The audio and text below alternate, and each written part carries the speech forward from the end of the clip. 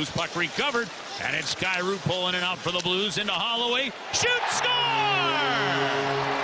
Dylan Holloway. 15 goals on the year for the Blues.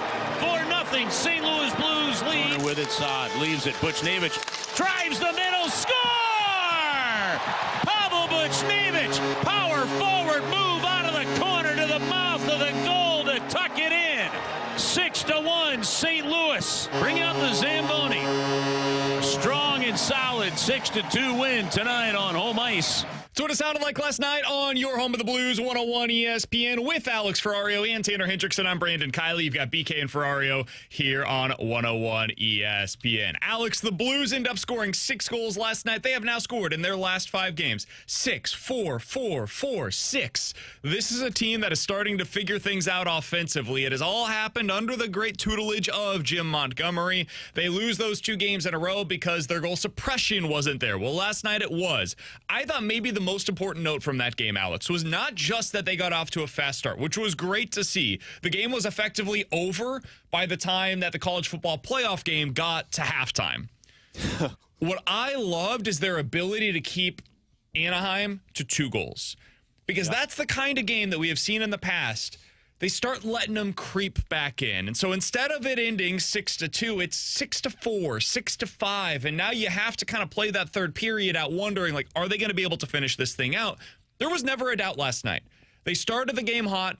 They kept Anaheim at bay. Yeah, they gave up a couple. You'd rather not see that. But them being able to just have a strong, secure lead basically the entirety of the game, super impressive win last night.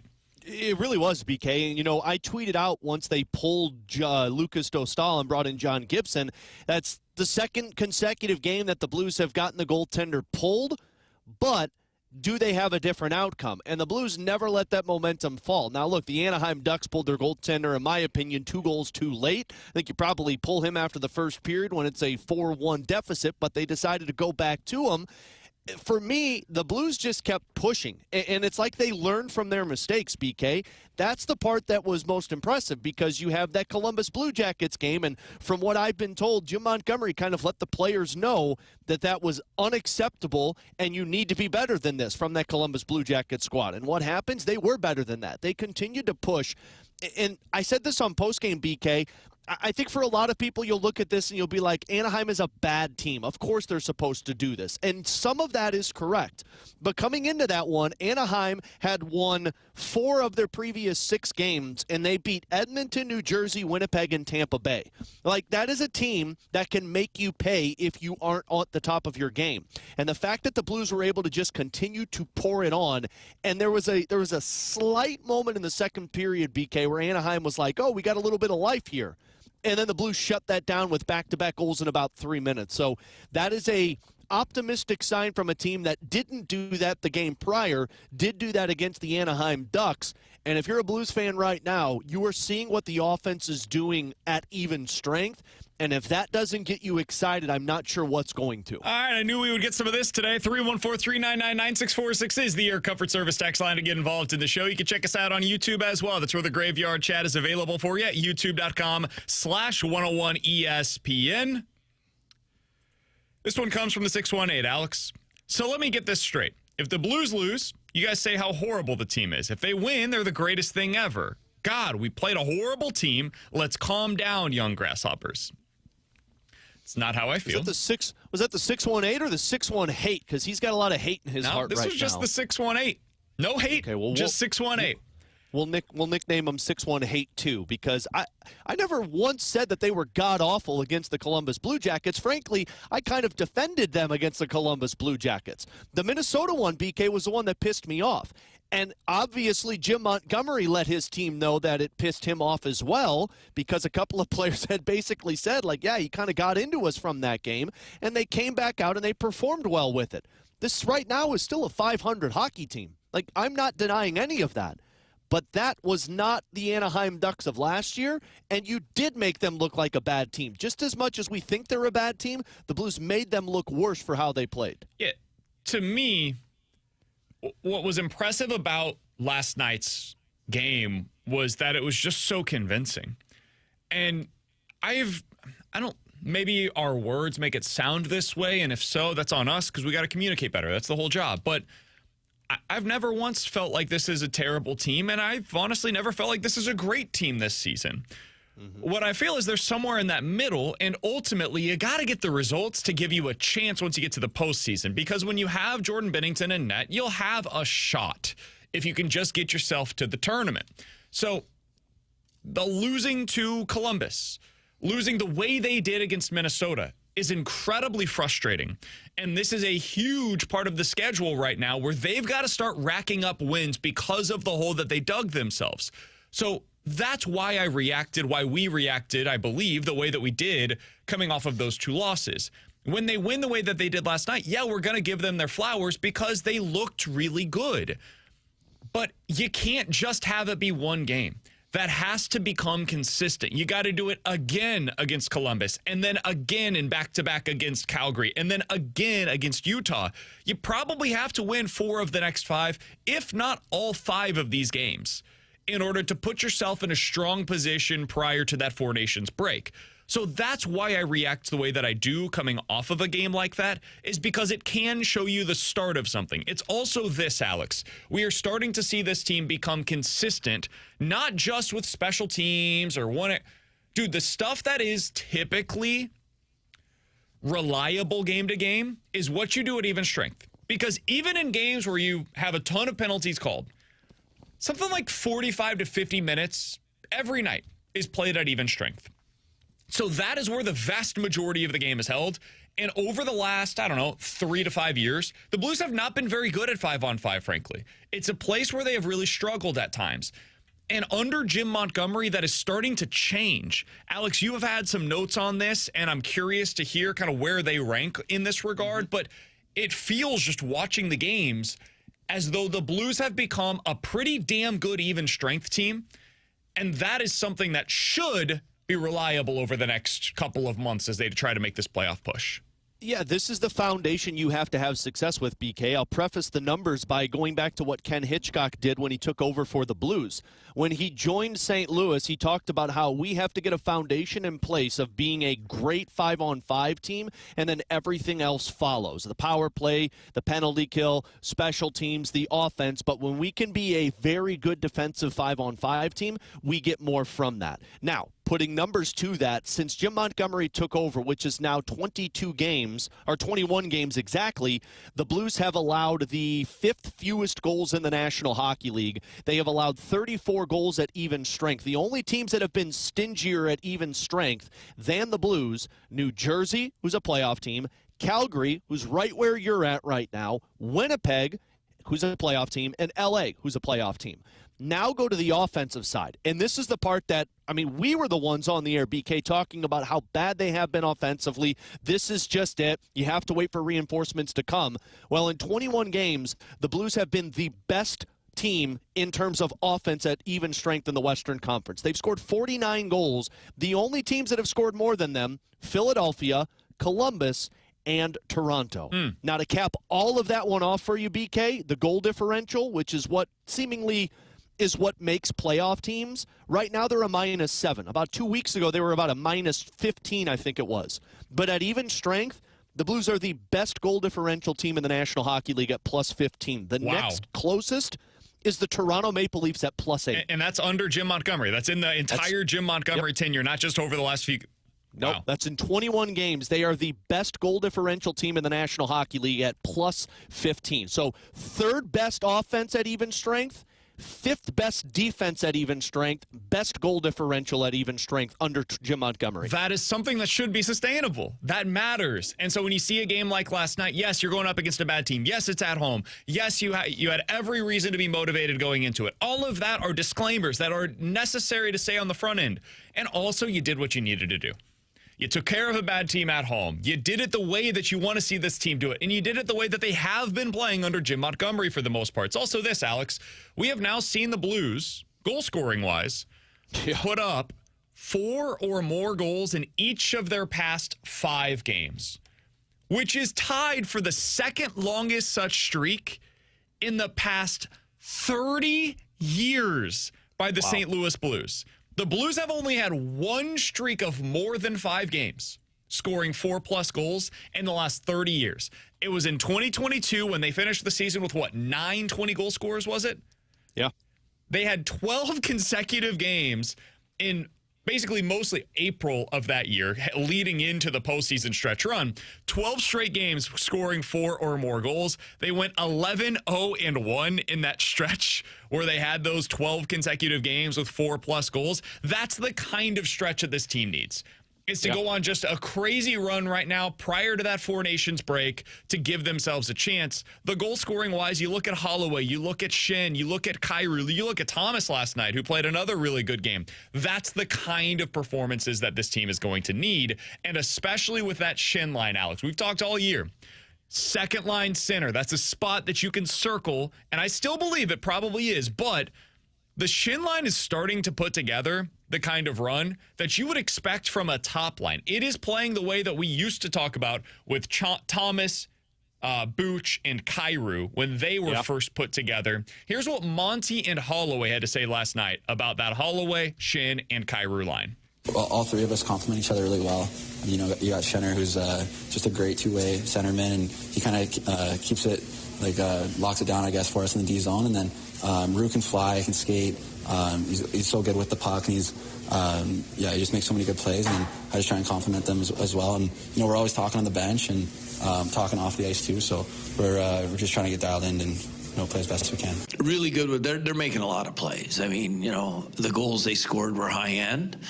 I did think that this wasn't as good as what they've been lately, and they had 2 goals, so it speaks volumes about where they're at as a line chemistry-wise.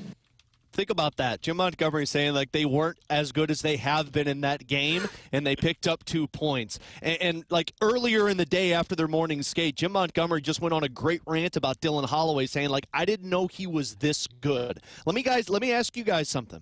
Do you believe that Nathan McKenna and Mikko Rantanen, along with Jonathan Drouin, are a top line in the National Hockey League? Pretty good. Do you believe that Mark Stone, Jack Eichel, and Ivan Barbashev have been a top line in the National Hockey League? When they're able to play together because they're not on the LTIR, they're pretty good. Okay, first of all, great job by you guys for understanding me and falling into that trap. But second, you are correct. And then third one, do you believe that Austin Matthews, Mitch Marner, and Matthew Nyes are a top line in the National Hockey League? Those guys are all pretty good. I'd like to have that Mitch Marner character here, but yeah, they're pretty good. Well, you kind of do, BK, and Dylan Holloway, because the line that was put together of Holloway, Shen, and Kyrou, that line was put together by Jim Montgomery on December 19th. So they have played together a full 10 games. They have now put together 29 points and are a plus 16 when they are on the ice together as the line. The lines that I just gave you are the only lines in the National Hockey League that have been better in 10 games than Holloway, Shen, and Kyrou. So people have been talking about, you got to get a second line center. Braden Shed's not that good.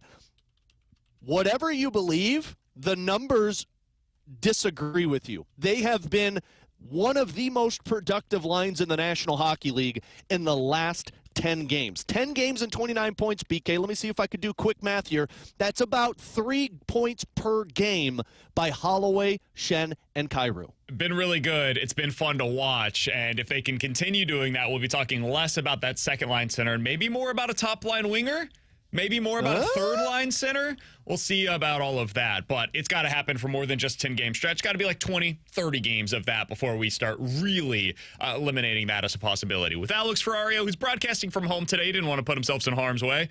He decided me and T-Bone could go ahead and do that. I'm Brandon Kiley. That's Tanner Hendrickson. We're broadcasting live from the studio today. I know. Alex is soft. If you guys want to get involved in the show, 314-399-9646 is the place to do so. That is the Air Comfort Service text line. We also have the YouTube chat available for you at youtube.com/101ESPN STL. Coming up in about 15 minutes, we'll dive into some NFL quick hitters leading into this weekend's wild card weekend. And I don't remember the last time that I had this many games where I was just completely 50-50 on at this point in the week heading into a wild card weekend. It should be a fun one. We'll break things down for you in about 15 minutes. Coming up next, though, last night is exactly why you expand the college football playoff. We'll discuss it here on 101 ESPN.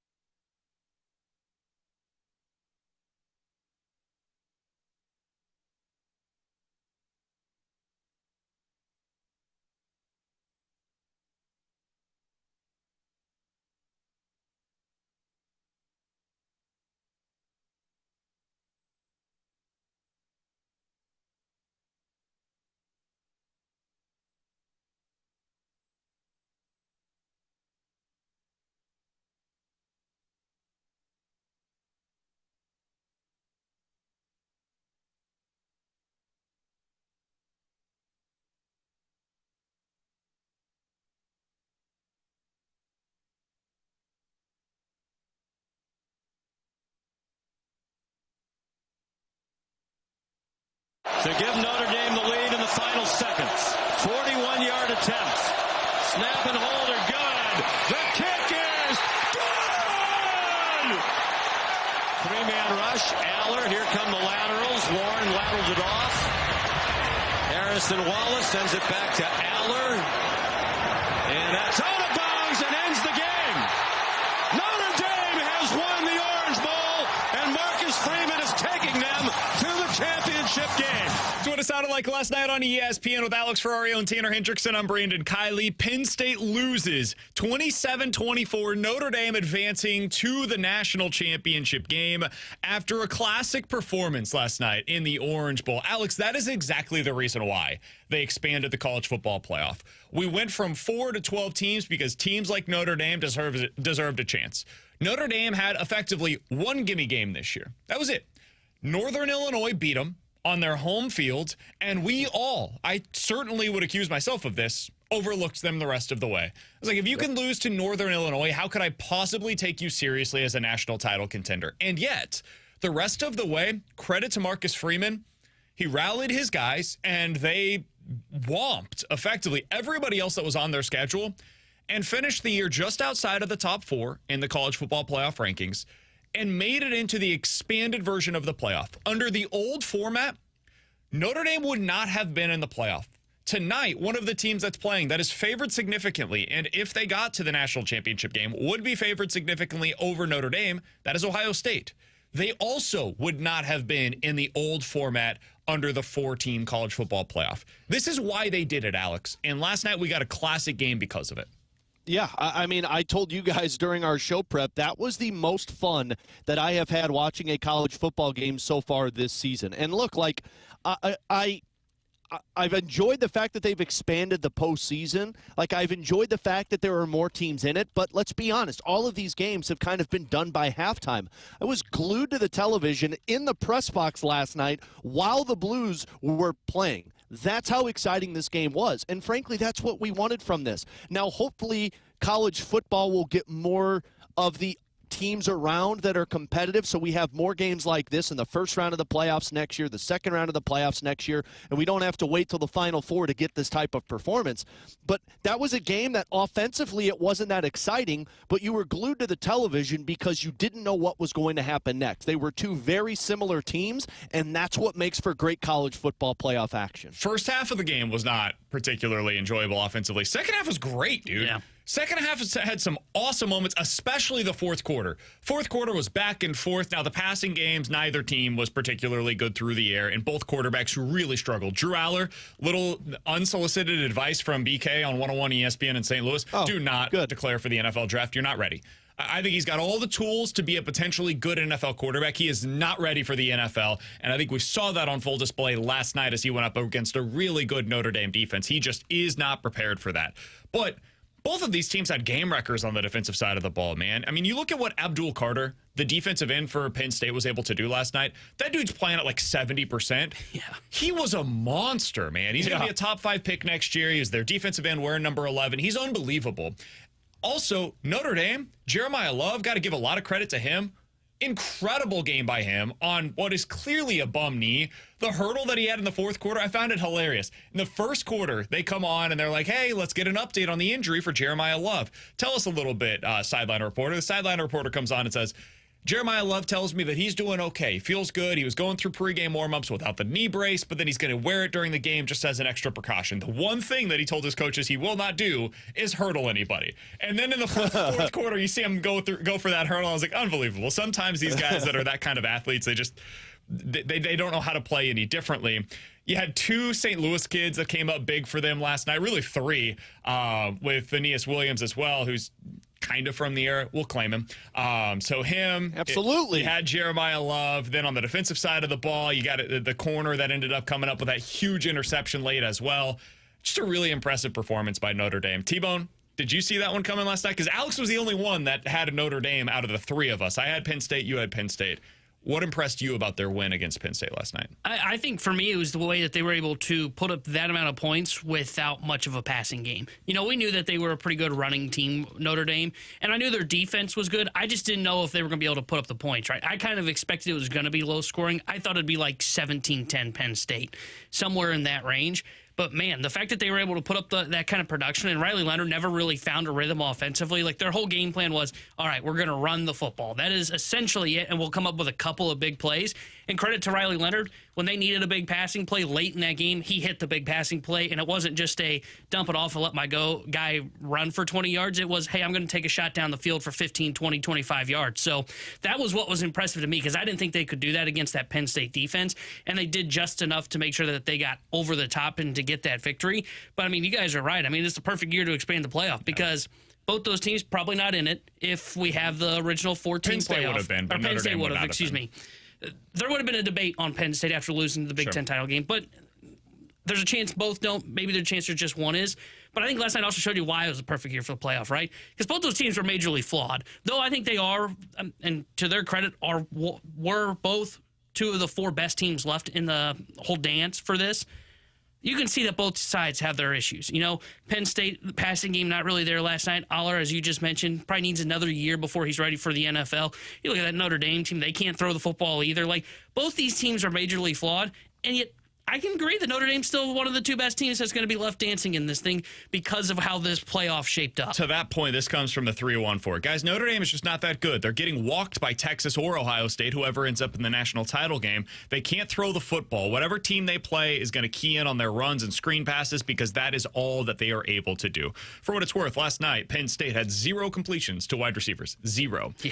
And that is in part because Penn State had no chance of doing so. Also, credit to Notre Dame. They took it away. Their defense is really good. Their defense is really good, and we saw that against Georgia as well. Georgia couldn't move the ball against them either for most of that game. So I agree that Notre Dame is flawed.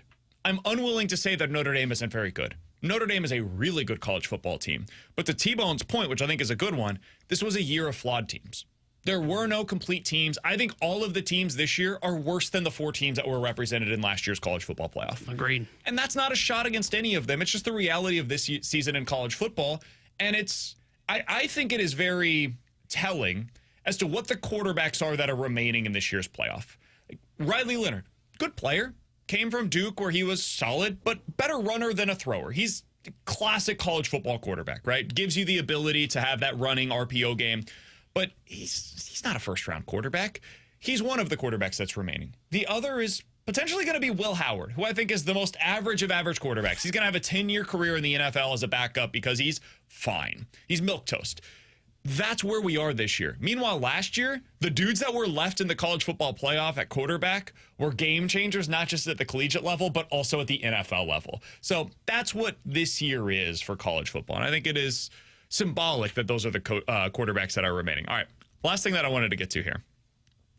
Wanted to react to a couple of things from the broadcast last night. Alex, I know that you were doing the Blues game, so you might not have been able to see this live on ESPN's broadcast. You were probably watching it on mute. Closed captioning was what I had, BK. I want to get a ruling first. 314-399-9646 is the Air Comfort Service text line. Does this qualify, in your opinion, Alex, as a BKO? Take a listen. I feel like the momentum's been back and forth. The quarterback, for the most part, all season long, his whole career, Drew Aller's made good decisions. He's got 50-plus touchdowns, only 9 career interceptions. He's not likely a guy that's going to put the ball in harm's way. I trust him. I think he can do it, and I would empower him in this situation to drive him down the field for a game-winning field goal. Aller hit as he throws, and it is intercepted! Christian Gray picks it off! They got aggressive, and it has blown up on them as they turn it over for the first time tonight. Snead came on a blitz. Alex, that was 2 plays difference. The first quote that you heard there was Greg McElroy last night on the call. McDonough asked him, hey, well, how would you handle this? And he said, I'd be aggressive. I trust Drew Aller not to make a mistake because he doesn't make them very often. 2 plays later, he throws one of the most horrific picks that we have seen by a legit quarterback all season long. Does that qualify as a BKO in your mind? It does, and you know what should have happened? BK McElroy should have done one of these, just been like, oh, slide slowly out of the camera view. That's exactly what a BKO is. Like, somebody should let him know BK's weird advice that he gives to professional athletes is leaked into his broadcast. Drew Aller, for some reason, he had like that Michael's secret stuff from Space Jam. It like got into his water because Greg said that, and then he just ruined the game for everybody. That's a BKO. All right, the second thing that I wanted to get to is something that I think T-Bone actually thought was good analysis. I disagreed. I did not think it was good analysis at all. Shots fired. There's about 25 seconds left on the clock. Riley Leonard has a run, and then they call a timeout. And they've got 2nd and 5. They're at Penn State's 37-yard line. That's the situation that exists right now. It's a tie football game. Again, 25 seconds to go, 2nd and 5 at the Penn State 37-yard line. And here is Greg McElroy's analysis. Hey, we don't want to score too quick here. So if you break free... Well, I think they're playing for the field goal, right? They're going to run a couple more plays and try to kick it on 4th down if it works out that way. Right. Or get another 1st down. But if you break free, and right there, Riley Leonard wasn't far from potentially squeaking there and maybe finding a lot of open space. So remind your guys, there's no need to score a touchdown. If you need to kneel on it at the 3-yard line and we take a couple more knees, no problem. Do not find the end zone here to give Penn State a chance to go down and potentially tie it with their own touchdown. I think that was actually mostly a pretty good broadcast last night. That's one of the worst pieces of advice I've ever heard on a football game. I think Sean McDonough was trying to save Greg McElroy from 100%. embarrassment. He was saying, hey, here's an exit ramp for you. This is what I think you're trying to say here. Yeah. And McElroy, he took the wheel and said, no, I will not take that exit ramp. I am going right back to the freeway, and we will continue down this lane of discussion. Dude, 25 seconds. You are at the 37-yard line. You are nowhere close to a field goal. And even if you do break free, at that point in time, there's probably, I don't know, less than 20 seconds left on the clock because you are 40 yards away, and even the fastest players in all of college football run a 40 in like 4.4. So we're talking about it taking about 5 seconds minimum to get that far down the field. There's going to be probably less than 15 seconds left on the clock by the time that Penn State gets the football back. If you were to score in this scenario, you absolutely score. You do not go down. That is nonsense. The reason why you would go down is if you have a sure thing as a kicker, and Notre Dame has a good kicker. He is a college kicker. Weird stuff happens in these games. We have seen these teams play for the field goal in the past. It's just, I am rarely truly baffled with what is said on a broadcast. That left me speechless when I heard it last night. I was like, I can't believe he is actually saying this right now. I like it. I'm going to let T-Bone go because I agree with BK. Like, you score that damn touchdown. Look, fellas, this is why I am the Marcus Freeman of this show and you are the James Franklin. You don't go down in that. You go down there at the 3 because when you go Freeman down, wants his team to go. They've got 2 timeouts left. I can just knee out the clock. They take their two timeouts, and rather than, as McElroy said there, to his point, is if you do score a touchdown, you do have to give the football back to Penn State, even when there's limited time to go. But we've seen weird-ish happen in college football. You know what? I know weird that stuff happen.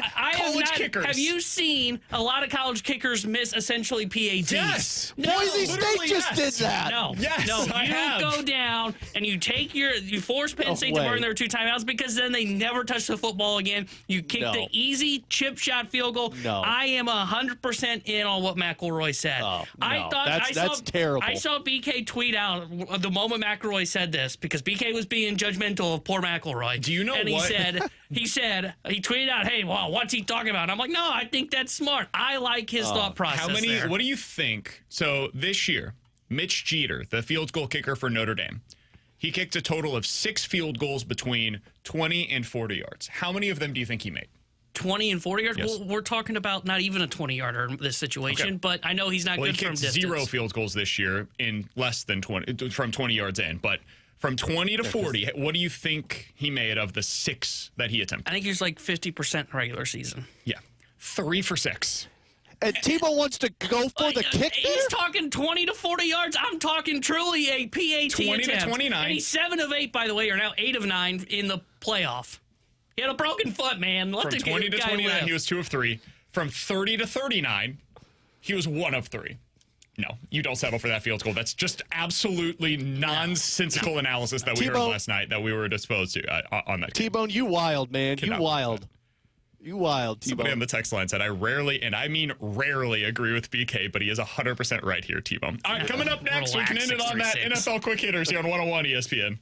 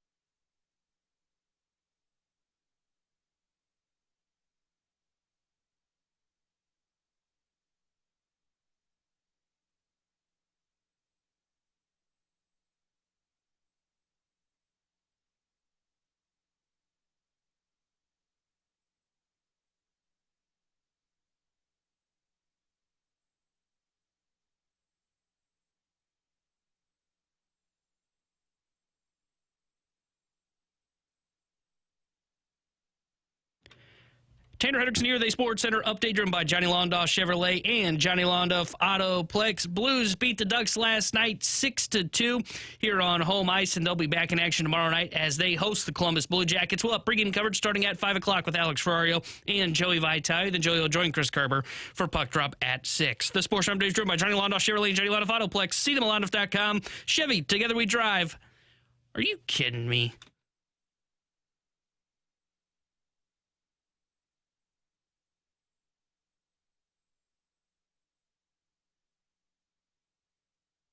All right, let's dive into some NFL Quick Hitters with Alex and T-Bone. I'm BK. Let's start out with the big news from this morning. The Browns are not expecting to have Deshaun Watson this year, Alex. He apparently re-tore his Achilles. Now, no confirmation yet, but it's possible. This is a joke. I want to say that on the front end. He was on TikTok dancing with his girlfriend while they were on vacation the other day. It is interesting that this happened like right after that was filmed. But anyways, Deshaun Watson has undergone surgery for his right Achilles. He tore it again. He's expected to miss the entirety of the 2025 season, potentially. We might never see Deshaun Watson play football again. That's my read on this situation. Alex, what do the Browns do? Are they just, hey, it's time to draft our quarterback. We can deal with the ramifications of Deshaun Watson not playing for us and live with the cap hit that's going to be there for us, and we'll basically have to build the way that the Falcons are right now, where they've got Kirk Cousins and a rookie quarterback. Is that the plan? Yeah, I think it has to be the plan. I mean, this is good news for Cleveland. Like, I know it sucks with the cap's problems, but you were stuck with that no matter what. You either had a underperforming Deshaun Watson who was getting paid a lot of money that hurt your team, or you're going to be bringing back some other quarterback to have him play, i.e. a Jameis Winston and Joe Flacco, and pay him minimum salary to try and help you win football games and still pay Deshaun Watson. So, look, he's hurt, but now you have the opportunity with the second overall pick to draft a legit quarterback who you can build around. Does your team suffer because of the salary cap? Absolutely it does. But if I'm the Cleveland Browns, this is the best case scenario for me. Deshaun's not playing. Now I've got reason to tell him he's not playing because, well, you're injured. You busted a move on TikTok, and now you're not returning. We just drafted our guy. You got Wally pipped, and now you have somebody who legitimately should take his spot. Yeah, I think it's best case scenario for the Cleveland Browns because now you can bring in a young quarterback. Look, it's still not a great situation.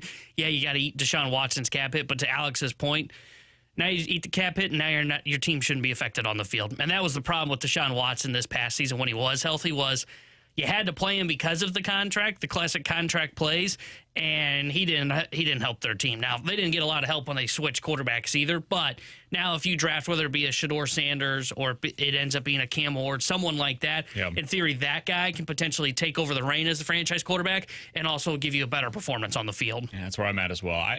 Somebody brought up the possibility of Kirk Cousins. If he's released, I could see that because then you only have to give him $1 million and you're in the situation that the Steelers were this year with Russell Wilson. But if he's not released, you definitely can't trade for it because then you're paying $75 million for your quarterback situation. That's just an untenable situation. You need a rookie quarterback deal to be able to work this. Somebody on the text line asked the question, didn't they just rework his deal for less money against the cap? They did, but it's for future seasons.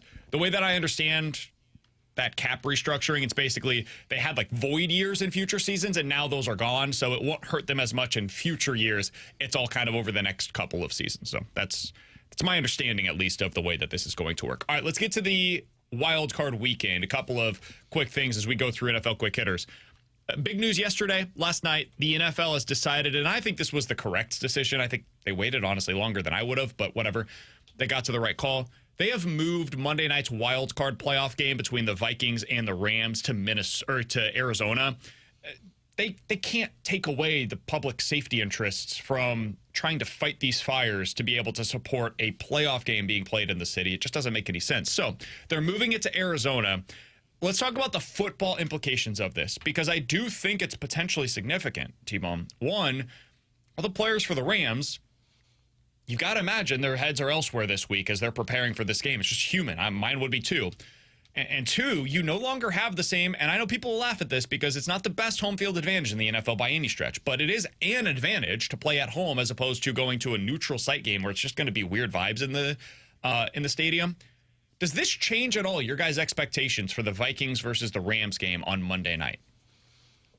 I mean, for me, it does because of what you said. I have to put the personal element into this one. And if I'm any of those Rams players, as much as I want to win a playoff game, my head is going to be, is my house going to be still standing when I return home? Like, is my family safe? Obviously, I would imagine the family's in a safety spot. But for how many people are losing their homes right now, this is very difficult to just kind of wipe away what is happening in your personal life to focus on sports. Yeah, everybody is going to say, well, you're an athlete and you're paid a lot of money, you should do it. But I mean, if I'm any Rams player right now, yeah, I'm going to be focused, but it's going to be really hard to remain focused with all of this going on. So it does change my expectations. I still think the Rams are the better team because I don't trust Sam Darnold, but it's a lot more of an equal battlefield than what I originally thought between the Vikings and the Rams because of that personal element of the game. Yeah, it doesn't change it for me. I think Sean McVay is going to have those guys ready to go. And this is going to sound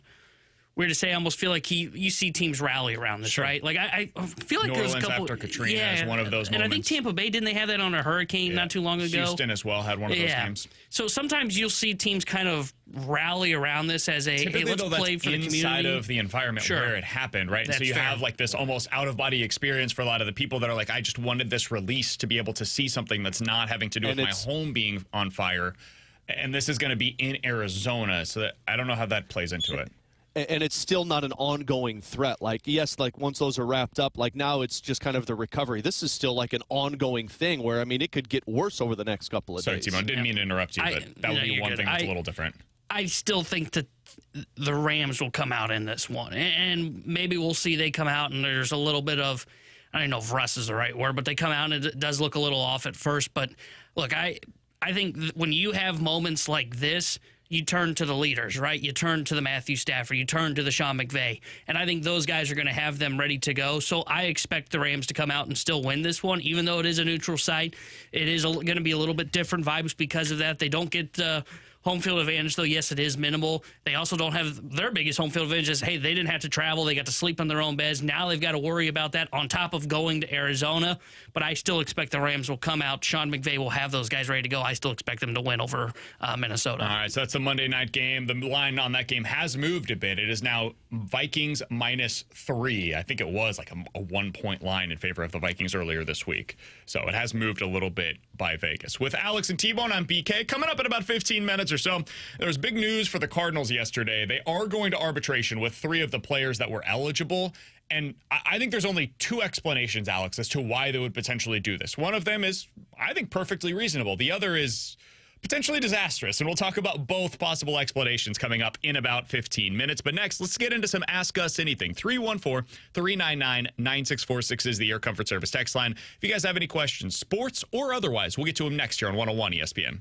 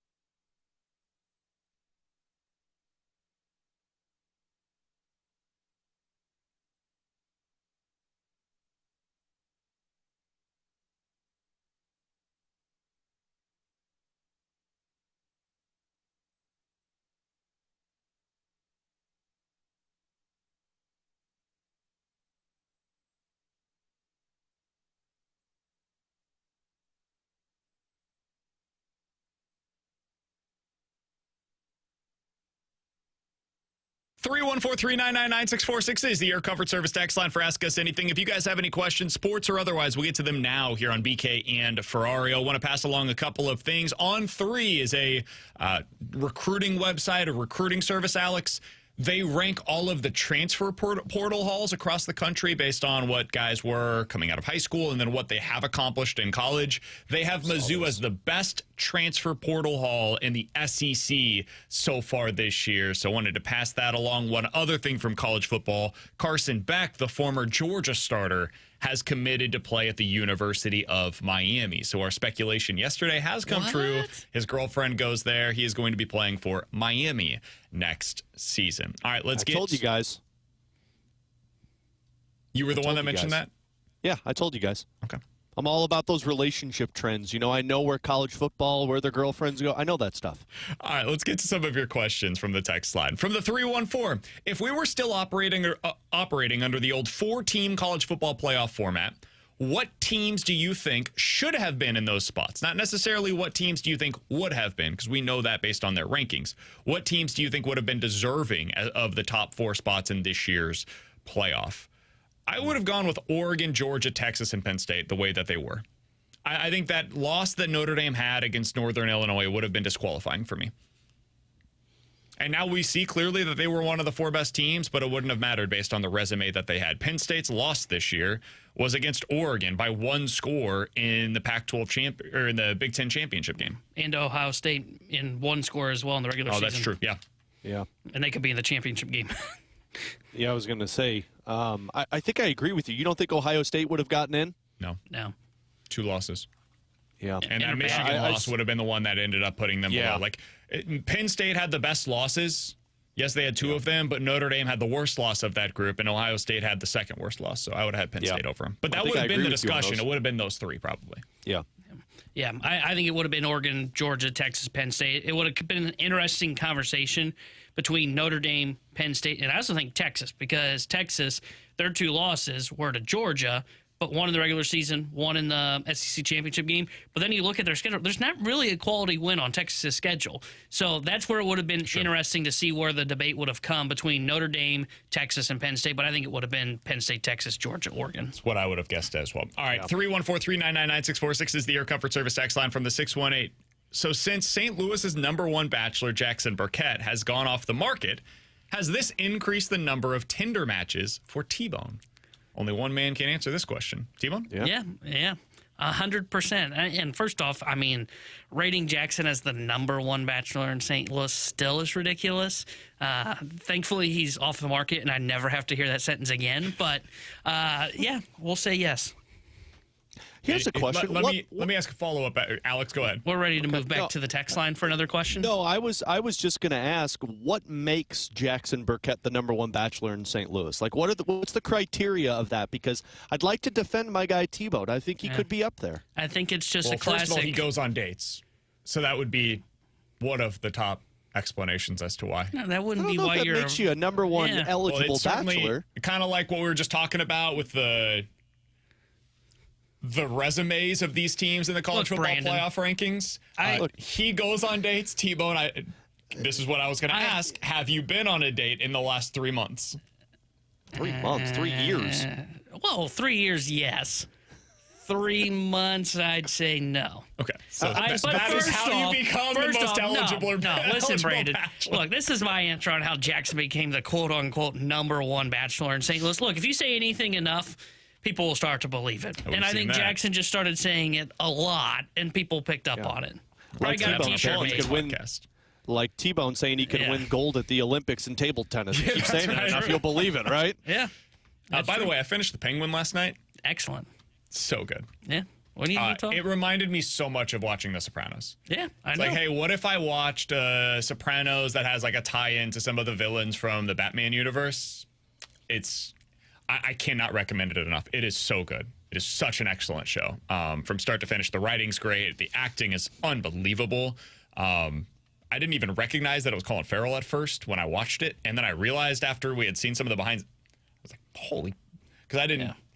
It was amazing. It's well worth your time. All right, from the 314, BK, when you go to Disney, do you book everything yourself or do you use a service? My wife is the one that does everything for us when we go to Disney. So she is the quote unquote service that we use.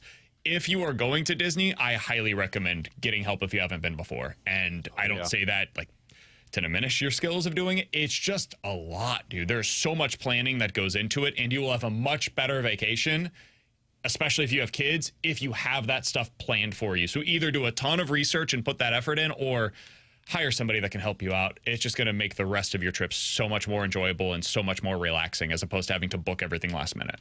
Yeah, the last two that we did with Disney, with our girls, we had a specific Disney travel agent do it for us. And let me tell you, everything was finished for us. Everything was booked. The only thing we had to do was get our food and schedule our rides. And the nice thing about it, when you get one of those travel agents, they're not making money off of you. They have all of the tie-ins with the places that they're booking stuff for. So you get it done for you basically for free. And they legit are trying to like find you a way to save money. Like there's no like, car salesman stuff to where it's kind of like, yeah, I mean, that's true. But I mean, the ones that we've used, it's like they legit showed us where they saved us money versus if we would have done it ourselves. Yeah, it can be really helpful. So I recommend doing it that way. Coming up in about 15 minutes, we'll talk to Mike McKenna, former NHL goalie, joins us each and every Friday on behalf of Macadoodles. We'll get his thoughts on where the Blues are at, why they are having so much success at 5-on-5 with their offense, and what is he seeing from that Braden Shen line that is making them so successful. We'll get all of that with Mike McKenna in 15 minutes. But next, there are only a couple of possible explanations for why the Cardinals are taking 3 of their young players to arbitration this offseason. One of them, more than fine. The other explanation, I think, is pretty troubling. We'll talk about those next here on 101 ESPN.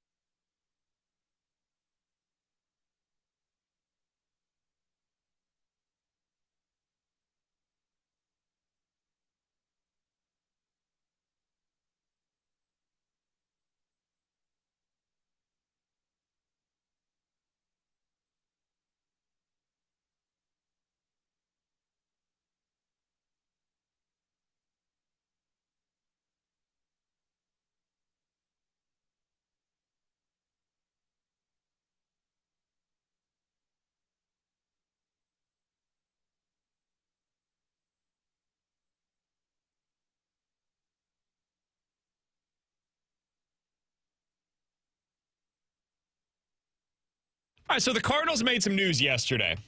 First, they agreed to terms with Ryan Helsley. That was good news. Happy to see that. Then there was less good news. They did not come to terms with Lars Nootbaar, Brendan Donovan, or Andre Palante. All three of those guys will be headed to arbitration this year. Alex, all three of them are pretty important players for the 2025 season, I think it's fair to say. Now, when this first happened, I thought to myself, okay, well, Donovan kind of makes sense. They appear to be interested in potentially getting some kind of not a long-term extension done with Donovan, but to potentially buy out his arbitration years, the way that they did last year with Tommy Edman. That is still something they can do.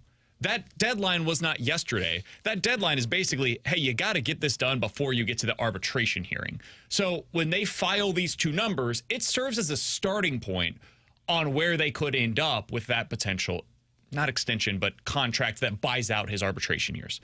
So keep that in the back of your mind as we're discussing all of this stuff. But then when I saw Andre Palante and Lars Nootbaar as well, I don't know if they're interested in doing that with those two players. Maybe, and if they are, okay, that explains it. So one possible explanation for why the Cardinals filed at $3.3 million, or excuse me, at $2.8 million for Brendan Donovan, and he filed at 3.3, and they did not come to terms in the middle, is because they want an extension done. I suppose the same thing could hold true for why the Cardinals filed at 1.9 with Andre Palante, and he filed at 2.1, and they couldn't find middle ground on that. I don't know, $2 million. I suppose it's also possible that that's the case with Lars Nootbaar, who filed at 2.9, and the Cardinals filed at 2.4, and again, they could not find the middle ground. That's a lot of supposes, BK. Alex, I believe there are only two scenarios as to what was at play here. One, what I just said. They're trying to buy out these guys' arbitration years, and they needed more time to come to terms with them. The other scenario is less positive for the Cardinals. They are trying to save money at every turn. And even $500,000 for Brendan Donovan and $500,000 for Lars Nootbaar and $200,000 for Andre Palante, which adds up between all three players to less than $1.5 million. That is worth it for the Cardinals because of how much they are trying to tighten the belt right now, similar to what they did last offseason with, Andrew Kisner, when they had to save like a couple $1 million by completely non-tendering him. What did you guys make of this when you saw it yesterday? Because I think those are the only two scenarios. One, they're just flat out going cheap here. Two, they still want some time to be able to work out some kind of a longer term contract as opposed to just avoiding arbitration for 2025. I'm a little bit in the middle with this because, I mean, the Cardinals are notorious for trying to buy out some of those arbitration years with their younger players that they deem a part of their core. And I mean, like specifically Brendan Donovan and Andre Palante, those two guys to me scream like, yeah, the Cardinals realize that these guys are important pieces of their future, so let's try and come to a long-term deal that we can buy out some of those years. That's where I'm at with those. But man, there's just a little sliver of doubt in the optimistic side and more along the lines of you've got Bill DeWitt III, who's a little bit more in charge in terms of the finances now, and they're trying to do this as cheap as possible.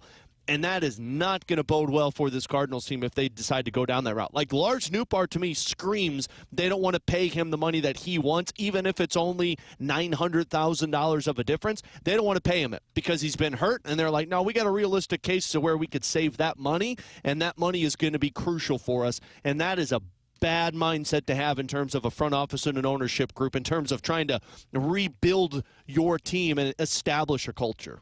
I just think they're flat out going cheap, if you want to call it that. Like I don't think any of those three guys are getting contract extensions because two of them, I think it is a hard thing to even convince yourself of a contract extension. Like Andre Palante, you don't really know how he is as a starter in a full season. You got to see 20 games this year. It's hard to convince yourself of, hey, let's go ahead and give that guy a contract extension and buy out his arm years when we can just play out the process. Same for Lars Nootbaar. It's hard to convince yourself of a contract extension with him when he hasn't been healthy at all in his time with the St. Louis Cardinals. The only one that would be a, hey, let's talk about a contract extension would be Donovan because he's everything the Cardinals want, right? Utility player, gives you a good at-bat, plays through injuries, played half a year with one arm, essentially. That's the guy that I would say, okay, that's a contract extension candidate. But considering all the reports that say, hey, yeah, they're not close on a deal, And the fact that you got Nootbaar and Palante tied into this, it's them trying to just tighten the belt, trying to really constrain what those guys are making because they know they've still got to dump money off of the books, and they don't want to give in on an extra $1.2 million, essentially those three numbers combined to. So they say, hey, if we can win these 3 arbitration cases, boom, we just saved a $1.2 million. And now we got to figure out what we're going to do with Arenado, what we're going to do with Fetty, what we're going to do with Steven Matz. This is all hey, we got to tighten up the purse strings here. To me, this is not we're going to have a contract extension conversation. This is, hey, we can't let these guys have the money that they're looking for. They've got to be on our terms, not on their terms. When I saw Jeff Jones tweet this out yesterday, it made me think it's that. He said, it stands to me that the Cardinals failed to reach agreements with all 3 of their first-year arbitration-eligible players and got there with the 3 repeaters. They have only had 5 total hearings since 1999. 5 total in the past 25 years.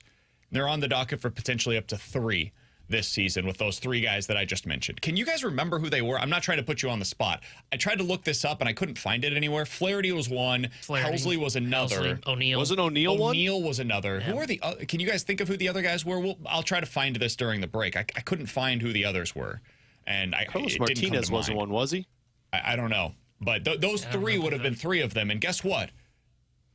The relationship between the club and those players soured because of those 3, because of those arbitration cases. Like, this is not something you want to do, especially with Brendan Donovan, who you're counting on to literally lead the team through this retool right now. He has emerged as one of the biggest leaders on the club.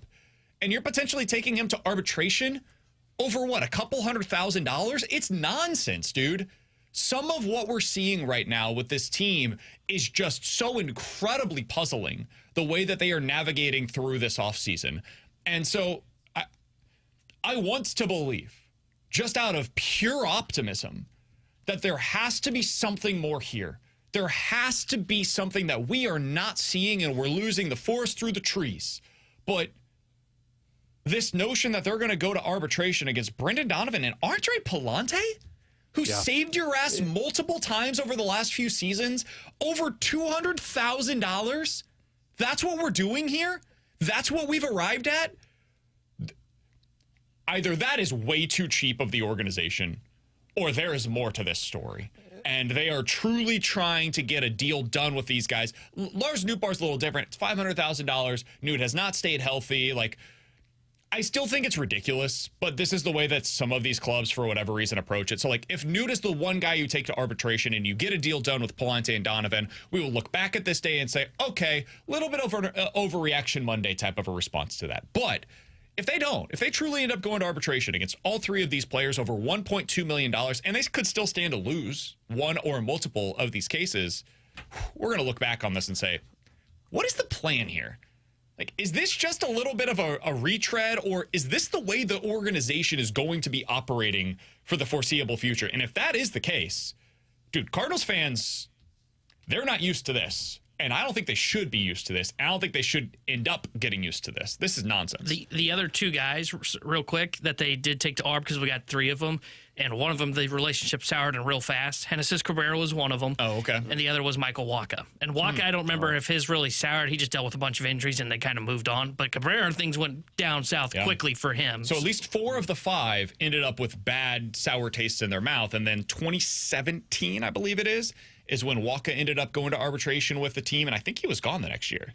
Yeah, that sounds right. If I'm not mistaken. So all of these guys ended up going elsewhere. None of them stayed with the club, and that appears to be what their plan is right now with Brendan Donovan. So I still think Donovan ends up getting some kind of a deal done. That to me feels like the one that is most likely. We'll see what happens with Palante and with Lars Nootbaar, though. Those ones are a little surprising to me. How you feel about the Brendan Donovan one, BK, is how I feel about the Andre Palante one. Because, like, what have we been complaining about with this Cardinals team? Having to develop these younger pitchers that can be in the middle of your rotation, and so that you don't have to go out there and spend $15 million on a Steven Matz or a Kyle Gibson. Man, this guy did save your ass this past season. And regardless of what T-Bone believes of, like, hey, we haven't seen it for a full season, and if that's where the Cardinals are coming from, fine. But this is the kind of guy that you've got to make sure you at least keep happy, because he is part of the future for you, whether you like it or not. And if you're going to dispute over $200,000 for a dude who, yeah, he's an unknown, but it's $200,000. If you don't have him, now you're going to the market to pay $8, $9, $10 million to go get a starting pitcher. The Palante one is wild to me that the Cardinals are taking that approach. Just don't get it. And I said this yesterday, I'll say it again. I'm open to the idea that we're missing something. I'm open to that. I'm hoping for it, frankly, because the Occam's razor approach of the simplest explanation is likely the right one, is that the team is getting cheaper than we've ever seen them, and they're just taking the easy road to shedding as much salary as humanly possible. And that even includes these types of arbitration cases against some of their players that they're expecting to lead them through the retool. And that to me is just, listen, I've never played baseball. I'm not somebody that's been a part of it, but I've been an employee. And I know when you feel like you are appreciated by your employer, you tend to enjoy your workplace a little bit more. And the people that enjoy where they work are more productive. This has been researched time and time and time again. And if these guys don't feel like they're being appreciated by their employers, it ain't a great place to be as an organization. With Alex and T-Bone, I'm BK. Coming up next, Mike McKenna, former NHL goalie, joins us as he does each and every week here on BK and Ferrario.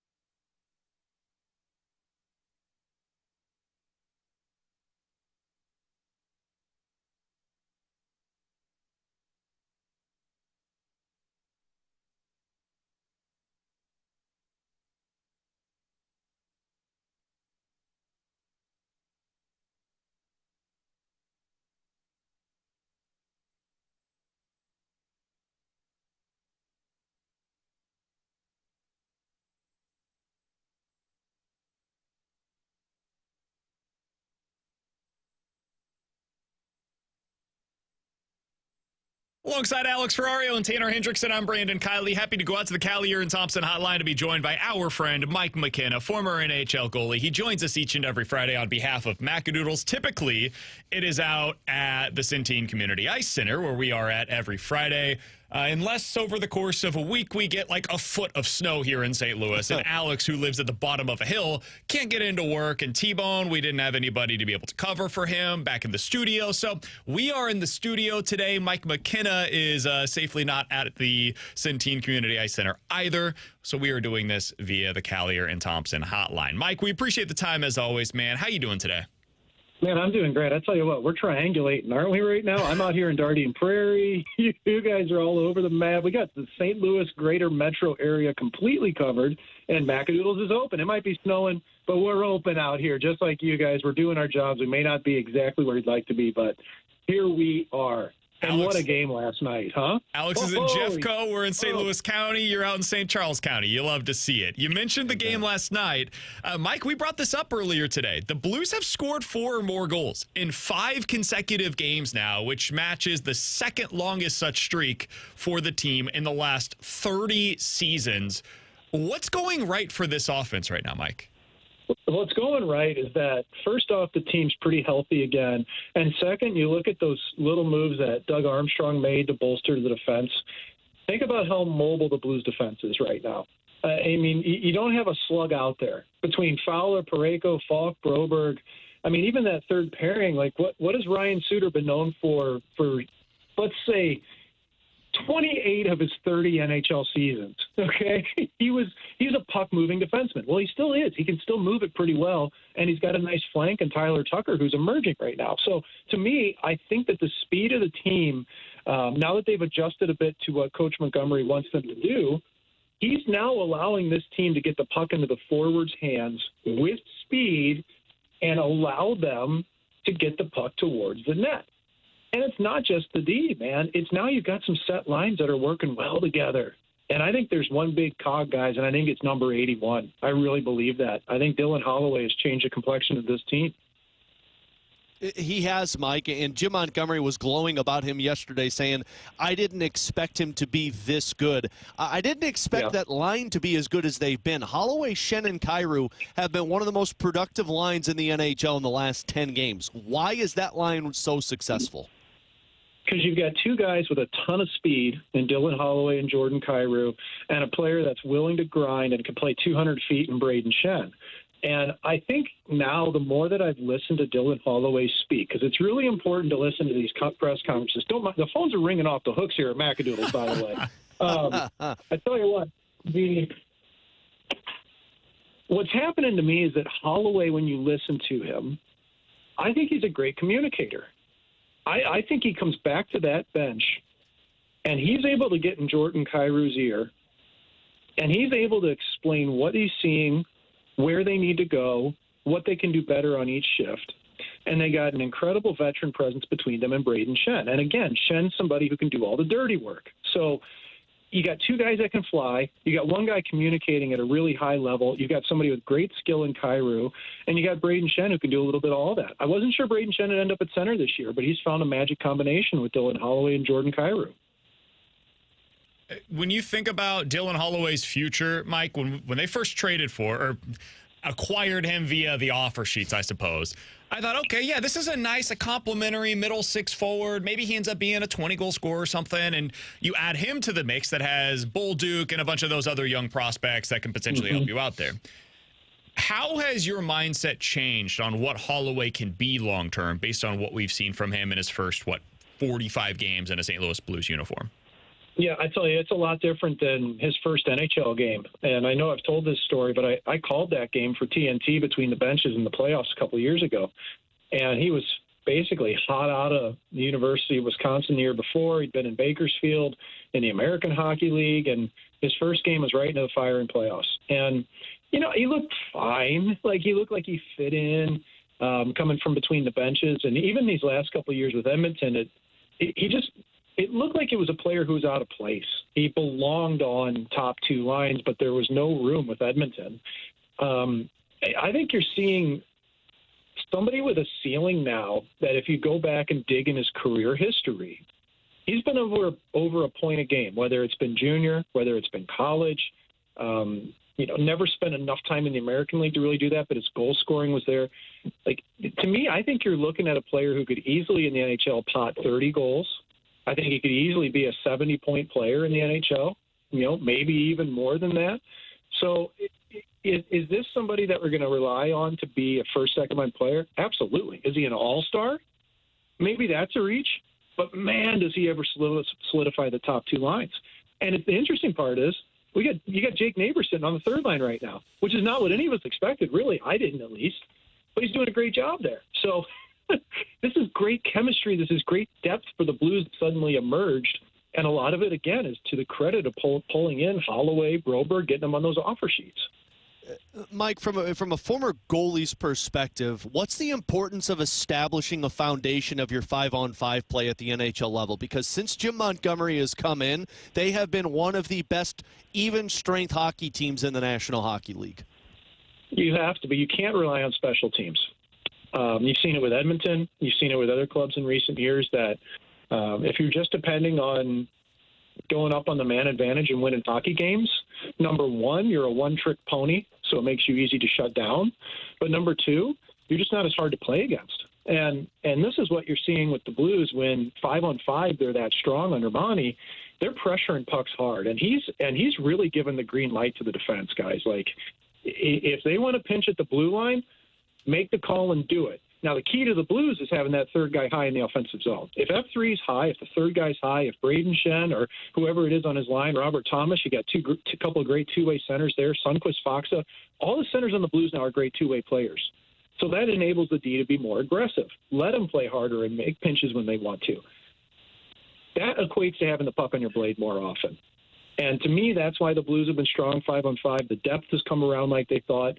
But again, they've also got heady centermen now in the lineup with Faksa and Sundqvist back and the rest of the lineup. Bolduc playing pretty good defensively. That it lets the whole team play more aggressive on the puck. They have the puck more, which makes them more important 5-on-5, which makes them hard to play against. All right, we're talking to Mike McKenna for just another couple of minutes here on 101 ESPN, former NHL goalie. He joins us each and every week on behalf of Macadoodles. We'll ask him about what they've got going on over there here in just a moment. But, Mike, coming off of last night's game, this is not the case. Joel Hofer looked really good in net. But the goaltending, I think it's unfair to say they've been bad, but they have been relatively inconsistent lately.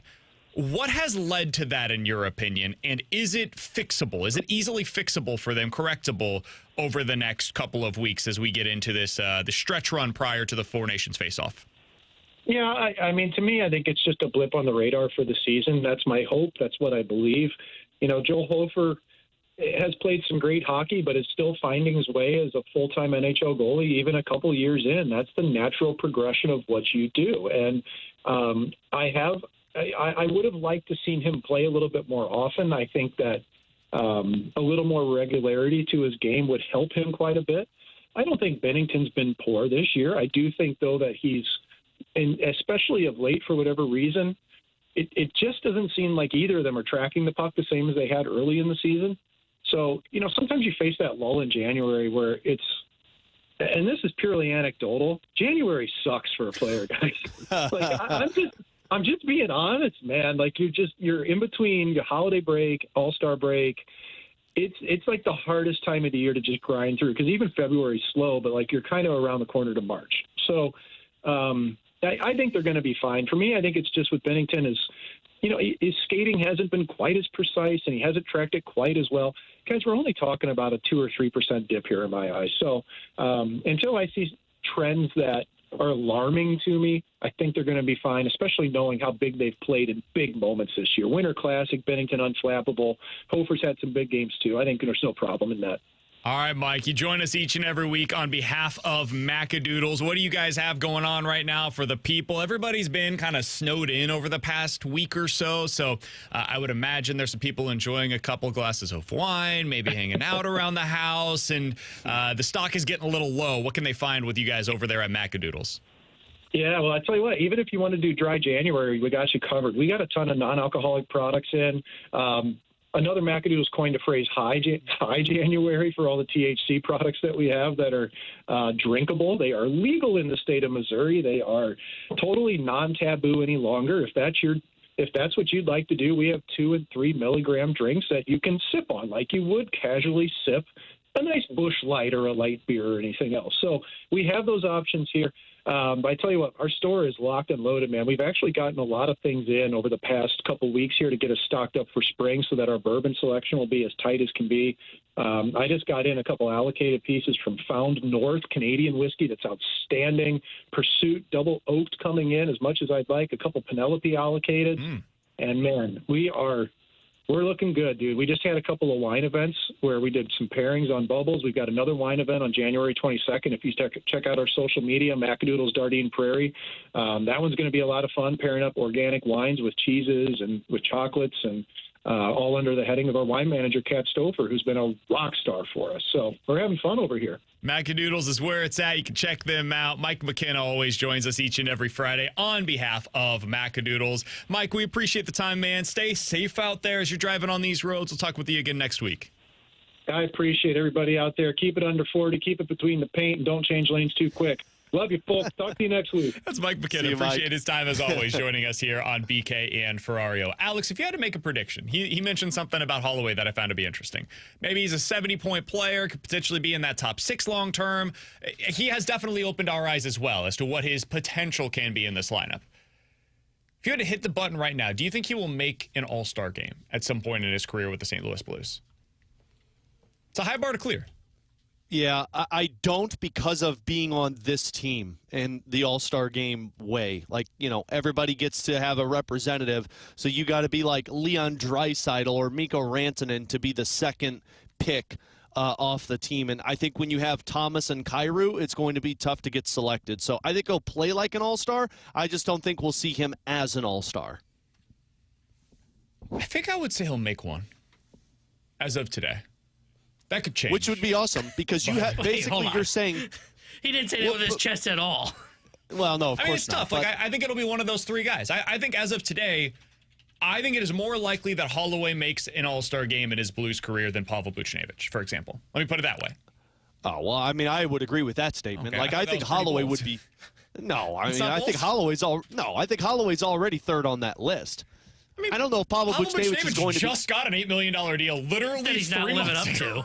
Yeah, that I don't. We'll have to kind of see how that one plays out. But I mean, like, Dylan Holloway is exactly what Mike McKenna just said. He's got 30-goal, 80-point potential, and now, I mean, he's on his second line right now. Imagine if you get top line when more guys start to perform. So, like, the problem for Dylan Holloway is, and why it would be great for the Blues if he did what you're saying, BK, which you didn't say with confidence.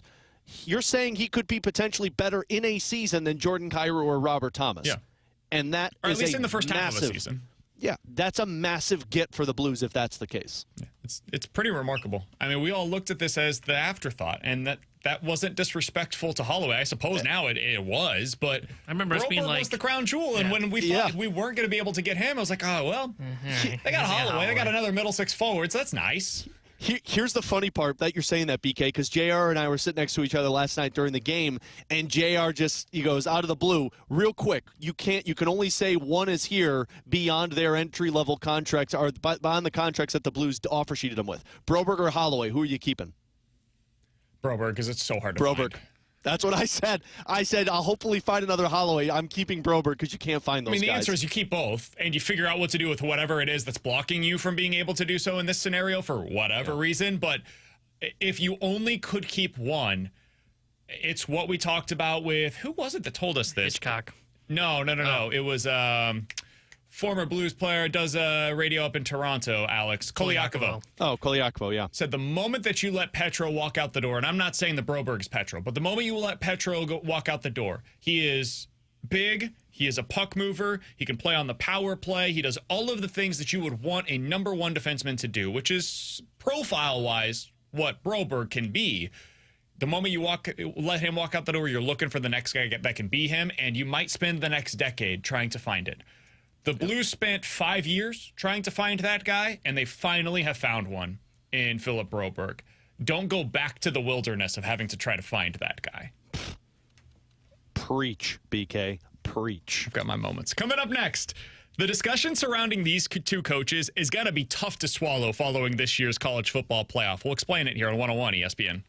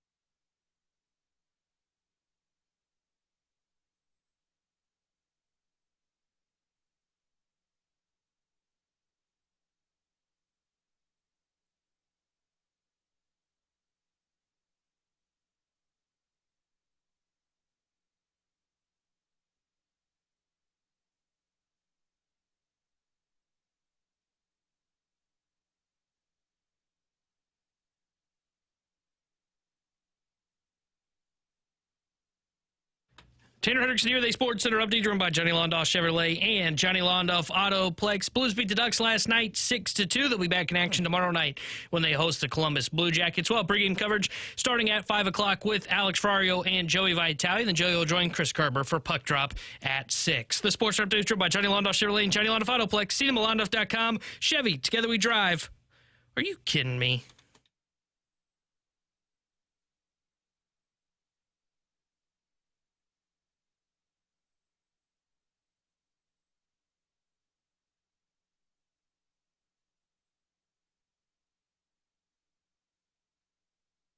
Going to be a lot of conversations today, Alex, about Penn State and specifically about James Franklin. How the guy can't win the big one. Sure, when he goes up against Boise, sure does look good. When he has the first round matchup for Penn State, looks great against SMU. But when you play against the big boys, you get up against Notre Dame, they always seem to fall flat in the end. With Alex and T-Bone, I'm BK. Alex, I don't think that's fair to him. And it's been something that we've talked about a lot. I would take James Franklin over most coaches in college football. I think that he has become wildly underrated as a head coach at this point. If you look at where they have finished in the AP poll at Penn State with James Franklin at the helm, 7th, 8th, 9th, 7th. This year they'll finish top 4, most likely in the college football playoff, end of season rankings. That's 5 years in which you've been a top 8 team in the country. It's hard to get into that next category of being one of the elite teams in college football. I mean, there's Ohio State, Bama, Georgia, Texas, maybe you could argue Oregon. Like, those are the teams that are in a tier above Penn State right now. Getting into that group is damn near impossible. Penn State has 5 seasons since 2016 in which they have won at least 11 games. 5 seasons of 11-plus wins. And yet, what we will hear about James Franklin next season, starting today, the guy can't win the big one for you. I think it's wildly unfair. I think he will eventually win the big one for Penn State. They were unbelievably close to doing so yesterday. I thought they coached a really good game, and I would have done exactly what they did on that final drive, where they got aggressive, and they trusted Drew Aller. And it didn't work because Aller freaked out. He glitched in the moment, felt the pressure, and credit to Notre Dame, they made the play defensively and forced him into a really bad throw in the exact worst spot possible. What do you make of the conversation, Alex, around James Franklin and how the guy can't seem to win the big one? I hate the narrative. I mean, we're talking about a highlight reel play by the Notre Dame secondary that pulled off that interception last night. Like, that was a massive play. He doesn't make that. Aller gets the ball back, and who knows what happens. I just don't understand why it has to be, you can't come up with the big moment, so he's a bad head coach. Why can't it be that this dude is just a top 5 head coach in college football or a top 10 head coach in college football? Like, it has to be, he either needs to win the national championship or he's bad. Like, there's not a lot of guys that have done that right now in college football, with the exception of, we talked about this yesterday, Kirby Smart and Dabo Swinney, and nobody's sitting here talking about Dabo Swinney being a top 5 coach in college football. I get it. Like, I get that when you look at his overall record, when he takes on these successful teams in college football, he doesn't win. But this was a competitive football game that was decided by one big play from Notre Dame. I don't understand why we can't look at this as James Franklin is a hell of a football coach. He's a top 5 coach right now in college football, and enjoy watching him have success with Penn State rather than, he's got to be the best, and if he's not, then he needs to be fired. Yeah, and the other thing for me is, I get the narrative because he doesn't win in the big games against the really good teams. But I also know, you move on from him, you're probably not getting to the level that you want, right? You end up probably taking a step back.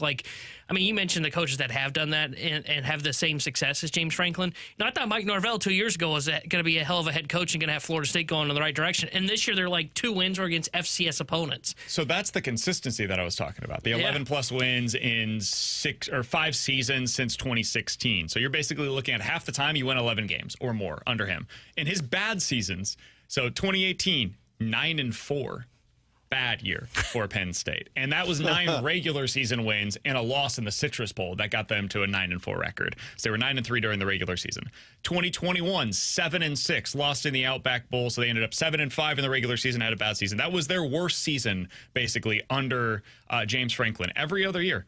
11-2, 11-3, 11-2, 11-2, 10-3, 13-3 this season. Like, he's an unbelievable coach. Here's a stat for you. Power 4 teams that have won at least 11 games 5 or more times over the last 9 years, since 2016.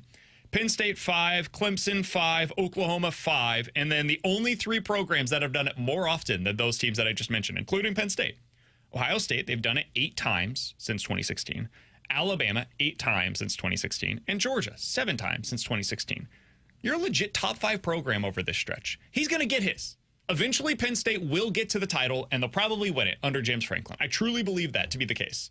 He's just run into, like, Nick Saban in his prime, Kirby Smart in his prime, Dabo Swinney in his prime, and now we're starting to get to where it's a little bit more open. I think Penn State next year could win the national title. Wouldn't surprise me at all.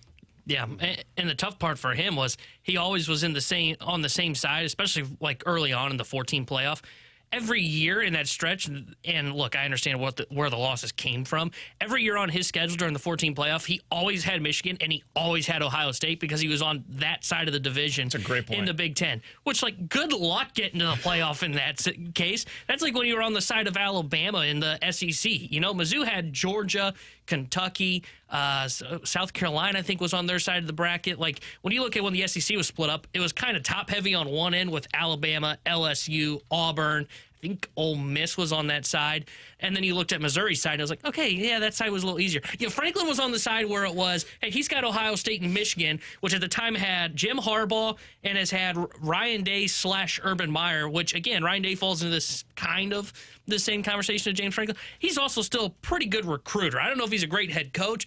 He recruits like hell at Ohio State. Now, granted, that job might recruit itself, but Urban Meyer was the exact same thing. So that's James Franklin. That's why he hasn't been in the playoff until it expanded, was because he had to deal with 2 of the top 5 coaches every single season on his schedule, no questions asked, and half the time he was on the road for those games as well. Yeah, and then you get to the playoff, or you get to the big bowl game that they've got, and they end up in the Rose Bowl, and they're playing against one of the top teams in the Pac-12, right? Like, they always end up in these big-time games, and, yeah, sometimes he comes out on the losing end of it, or he's going up against Ohio State, or he's going up against Michigan with Jim Harbaugh, and, yes, they have lost those games. Guess what? So did almost every other team in the country over the past 7, 8, 9 years. So I think when people get upset about this stuff, it's like, man, tell me where you're getting better. You're not Alabama. You're not Georgia. You're Penn State. You're a really good program, but you're on the cusp of what those other teams are. James Franklin has done an excellent job there and deserves a hell of a lot more credit than he does any kind of criticism for the job that he's done in his time at Penn State. He's also got a quarterback. I know it didn't look that way last night, but Drew Aller's good. Yeah. There's a lot of teams that would love to have somebody that is as good or better than Drew Aller. They're hard to find. And next year he's got him probably, I would imagine, after last night, coming back again. So he's probably going to be back into a really good spot going into next season. All right. Next thing that I wanted to get to here, coming off of last night's game. I don't know if you all saw this last night. Front Office Sports put this out there. Teams that make it to the College Football Playoff National Championship earn $20 million for their conference over the course of their run to the title game. Notre Dame is now in the National Championship game, so they have earned $20 million for their conference. The caveat, of course, being Notre Dame does not have a conference. And so instead of splitting it as the SEC would, for example, or the Big Ten would if they end up getting Ohio State in, among 16 teams, that $20 million, you get like $1 million+ bucks for each team. Notre Dame has $20 million that it will purse for itself by getting to the national championship game, which is more or less the exact dollar figure that teams are going to have on the docket next year for their revenue sharing with the student athletes. So the football team basically just paid for the football or for the athletic department revenue sharing for the 2025-26 calendar year, if that's the way that Notre Dame decides to allocate this money. They're never joining a conference, man. This was just the latest example as to why they will not. It's actually become even more beneficial for Notre Dame to not join a conference under the new rules that we have implemented in the college football playoff. I guarantee everybody at Notre Dame after that win last night had a really nice prime rib surf and turf type of dinner because there will be no changing what Notre Dame is doing. One, you're in this non-conference thing. You're always going to be in the conversation of being in this expanded postseason because if you have a good enough record, well, you're going to be there because you don't have to deal with the other teams in the conference. But, yeah, I mean, you're telling me $20 million is just going to Notre Dame and they can allocate that everywhere? Oh, man, everybody's got to be high-fiving after that one. And, frankly, there's got to be other college teams being like, damn it, can we do this? I right And now the answer's picture, no, it's just Notre Dame. Yeah, Notre Dame had themselves a great run with the playoff and the money that they're bringing in. I'm just picturing Laird Veach with his Texas gear on today going, we can get some more money, baby, if Texas can win this bowl game. Yeah, the Let's entire go SEC Longhorns. is rooting for that $1 million. Meanwhile, Ohio State is just Scrooge McDuck just jumping into the coin or the gold coins in the bucket. It's crazy, man. It all came up. It all came up Notre Dame last night. Alex, I did want to give you a little bit of credit, by the way. What I can't help but love Marcus Freeman. Oh, dude. I can't help it. When they called that pass interference on when Notre Dame picked the ball off in the end zone, Marcus Freeman just smiling on the sideline, I think everybody fell in love with that dude. He just had a smile. He wasn't losing his mind. He was just smiling, be like, no, we're good, man. We're good. We'll figure this out. I got a text from a buddy last night who said, Marcus Freeman has done the impossible. He's made me root for Notre Dame. He's made them likable. And I think the only harder job to accomplish in college sports is probably making Duke basketball likable. It's the only thing that I can think of that would be similar to this because Notre Dame has, for my entire life, been seemingly the villain.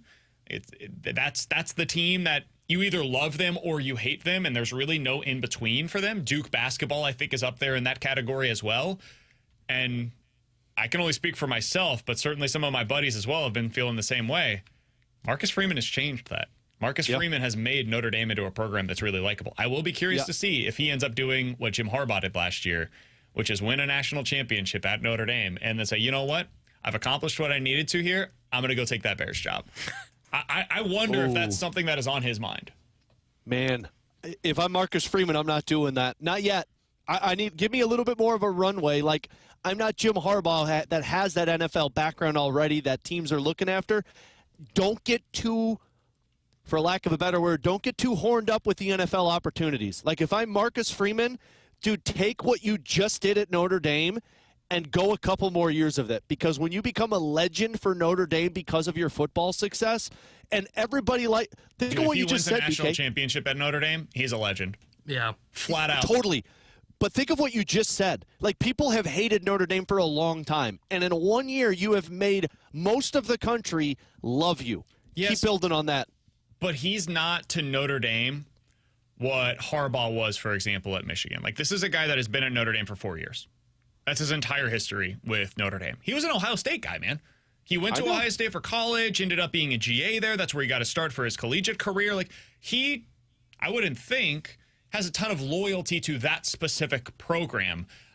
So if you get a job that calls, and it specifically is that job with the Chicago Bears where you think you might have a quarterback as well, makes a lot of sense. The one thing that I would think maybe he holds out for is, what does he think about that Cincinnati job? Does he think that Taylor is going to be there for the long term? Because if not, he's from Ohio.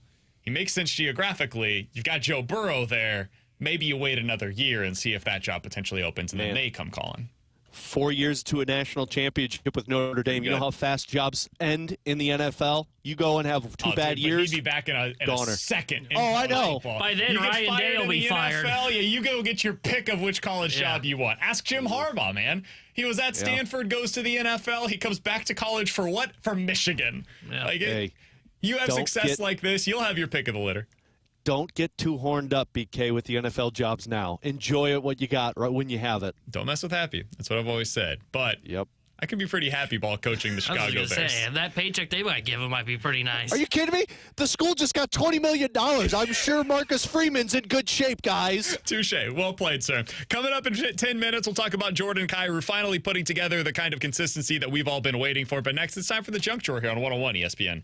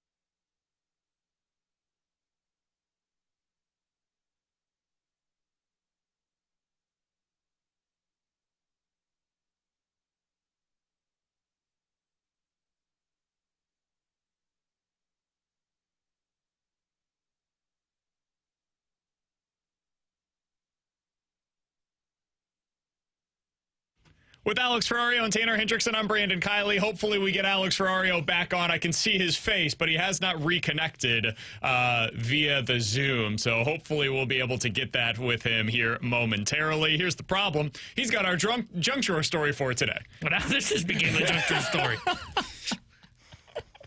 So we are attempting to reconnect with Alex.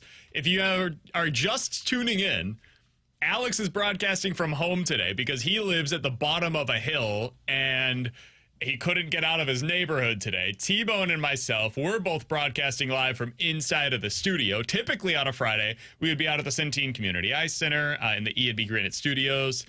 That is not the case today because, frankly, we couldn't make it all out there together because of Alex's travel issues. So now he can't seem to connect with us via our Zoom, which means he can't do his junk drawer story. Probably wasn't that good anyways. Yeah, this did not go according to plan. Because, you know, we have our issues when we're at Centene every time. And it's always at 1 o'clock when we have the issue. Yep. And I said, you know, let's just disconnect, reconnect. And this hasn't gone as easy as it was supposed to go. All right. So, T-Bone, I've got a story for you instead. You mentioned during the break something about TikTok. We don't have to talk about that part of it. But boy. There's a TikTok creator who has a viral thing going around. It's being shared across TikTok, apparently. I'm not familiar with this. Maybe you are. You're more interested. You're more involved with those kinds of young people trends than I am.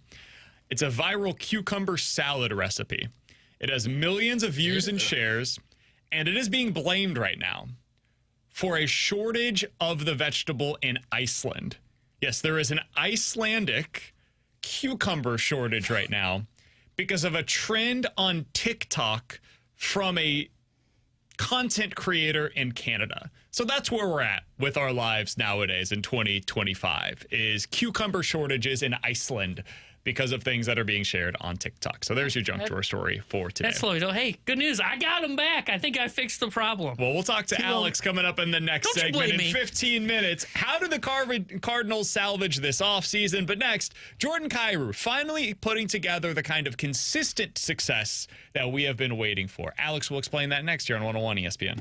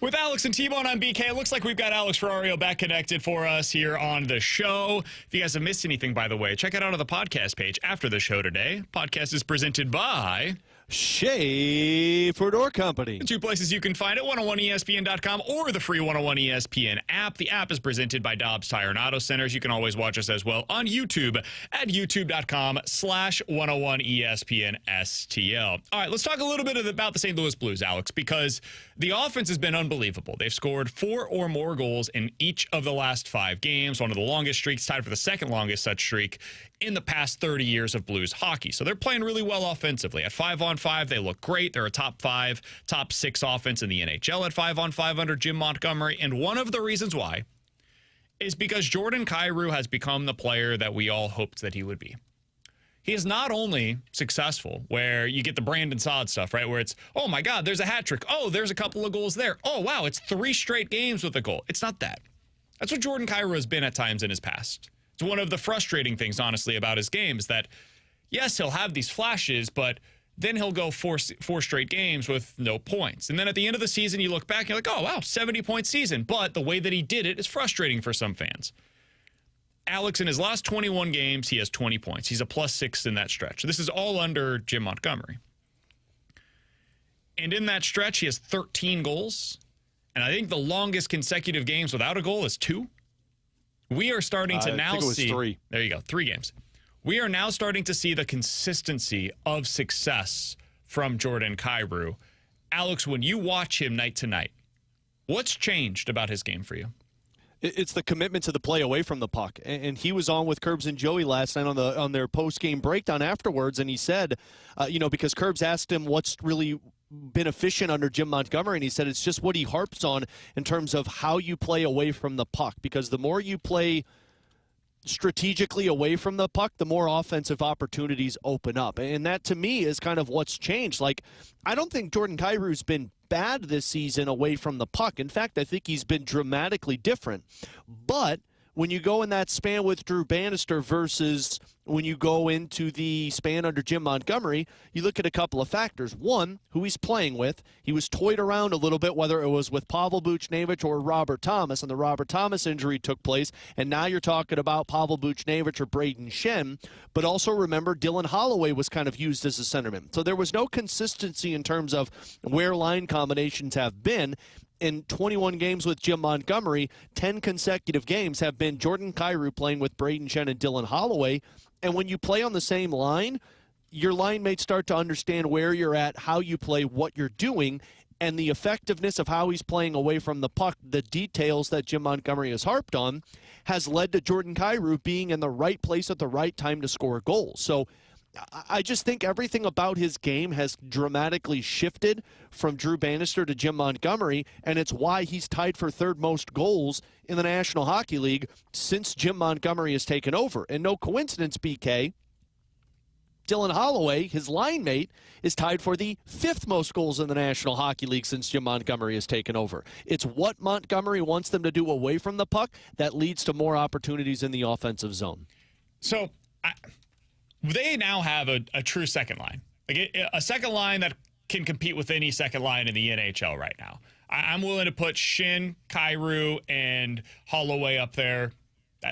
That's among the best in the league. You mentioned the stats earlier today about how they compare against literally the best lines in the NHL. You look at how they compare against some of the second lines in the NHL, dude, they might be the best right now with the way that they're out there playing. A place that the Blues have talked, though, about, well, we've talked about with the Blues, that they can still upgrade is 1 or 2 spots in the line. They could upgrade that 3rd-line center position if they really wanted to. They could upgrade one of Saad or Bolduc in the lineup on the wing. And the time when they would do that is probably at this year's trade deadline. We have also talked about the possibility of trading Brandon Saad, Alex. And the reason why I bring this up is because I found it interesting. Somebody on the text line brought this up. It sounds like Elliot Friedman mentioned today in the 32 Thoughts podcast. He does not believe, as of today, that Brandon Saad will be moved at the deadline. And instead of creating a hole by doing that, he thinks that the Blues will continue adding to their core by potentially trading for another forward that can reestablish that top 9 and come in as some kind of a solidifying agent. What did you make of that report from Elliot Friedman of Sportsnet?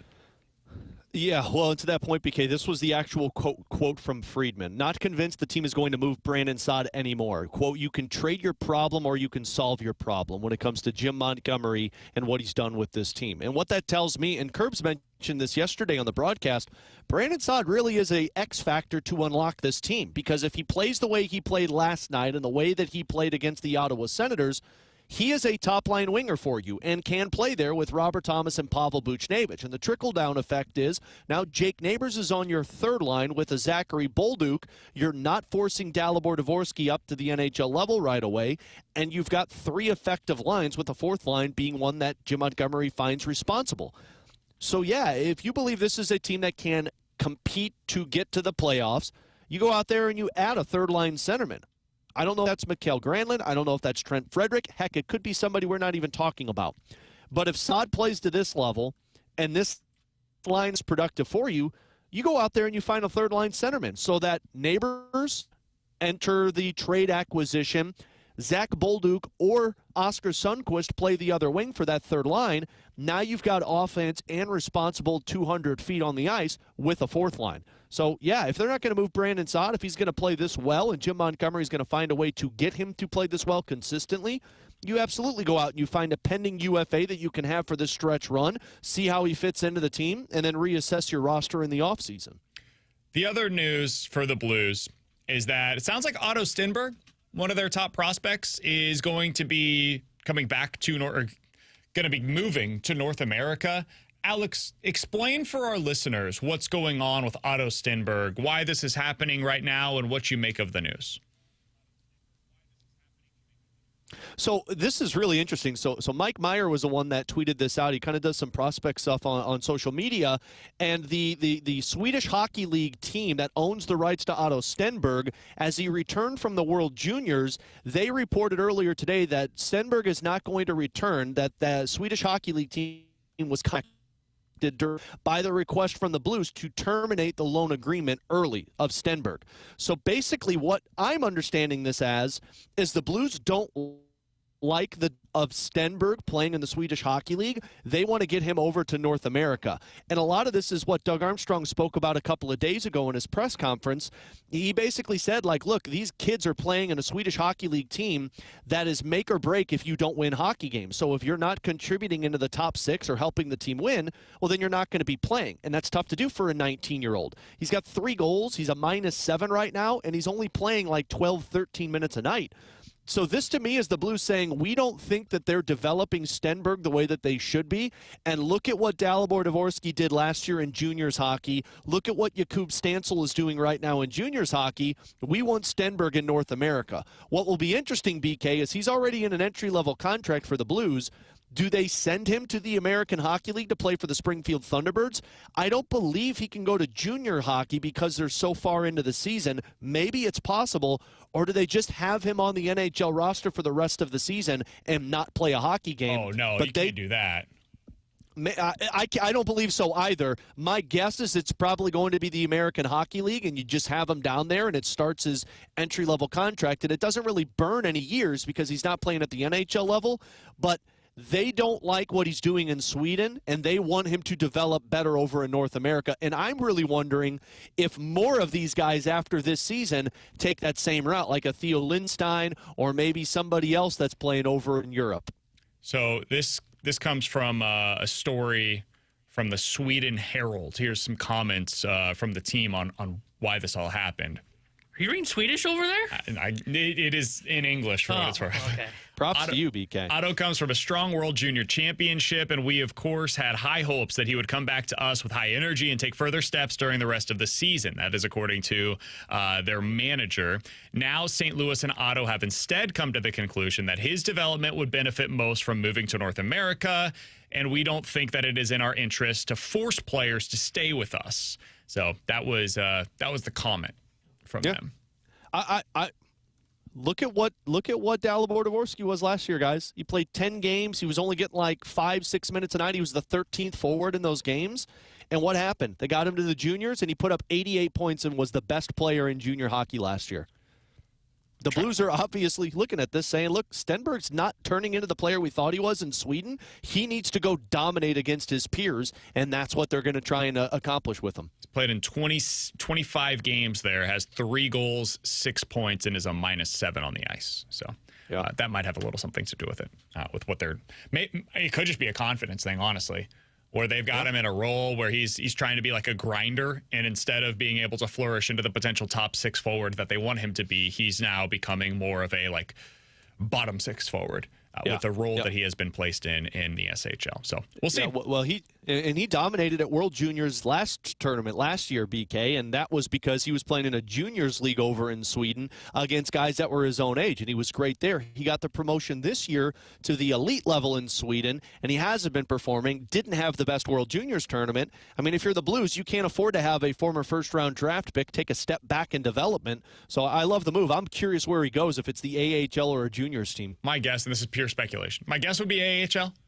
Just see what it kind of looks like at this point. But we'll see. We'll see if we get any kind of reporting on that. We'll certainly keep our eyes out, and we'll probably discuss that on Monday as we talk things through here on BK and Ferrario. In 15 minutes, we will get into our NFL weekend look ahead, looking to this weekend's NFL slate, which I actually think is a pretty damn good one, all things considered, for a wild card weekend. A lot of the time, you get like 4 games that are kind of throwaways, and maybe you'll get a couple that you're interested in. This weekend, I think there's as many as 4 that could really go either way. So we'll talk about that coming up in 15 minutes. But next, is there any way for the Cardinals to salvage this offseason? And if this is the new model for the Cardinals moving forward, not just a one-off, but this is the way they're going to operate, what does that mean for the way that fans are going to react to the Heim Bloom era? We'll talk about that next year on 101 ESPN.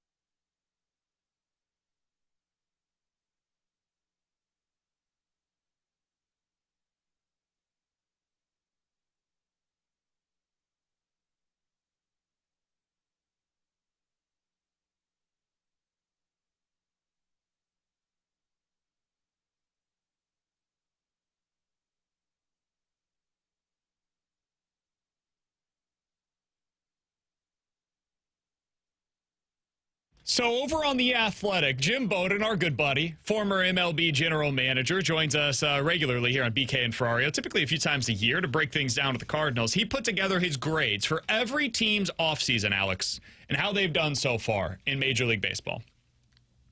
For the Cardinals, he gave them an F, which is understandable. Here's his explanation. The Cardinals have not made a single trade or free agent signing so far.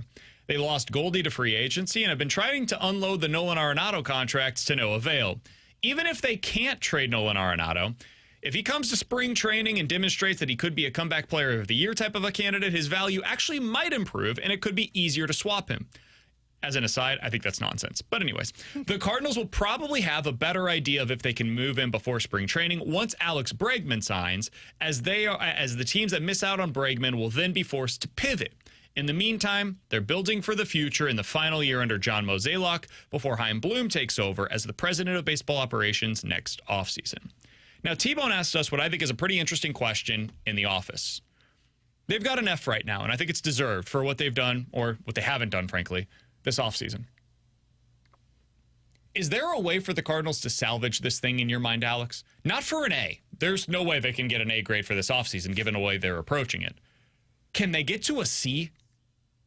Is there a way for this front office to salvage the offseason in fans' mind, in your opinion, Alex? I think so. If you're asking me, the way you get to a C to an average offseason is you get rid of Nolan Arenado. But I don't know if Jim Bowden would give, or I don't know if any national perspective would give a C to the Cardinals if they were just able to move on from Nolan Arenado, because it seems like someone else is thinking like the Cardinals need to go out there and make some moves to help their big league club. I think the best way to help your big league club is to get rid of Nolan Arenado in whatever means possible. So to me, that's how I would look at this as an average offseason. In fact, I'd probably give it like a C+ if they were able to get rid of Nolan Arenado, because you accomplished your goal. You got rid of the guy that was plaguing the third base position. Now every young player on your roster is going to go out there and have the opportunity to perform, and you're able to keep your pitching staff intact with Eric Fedde on this roster.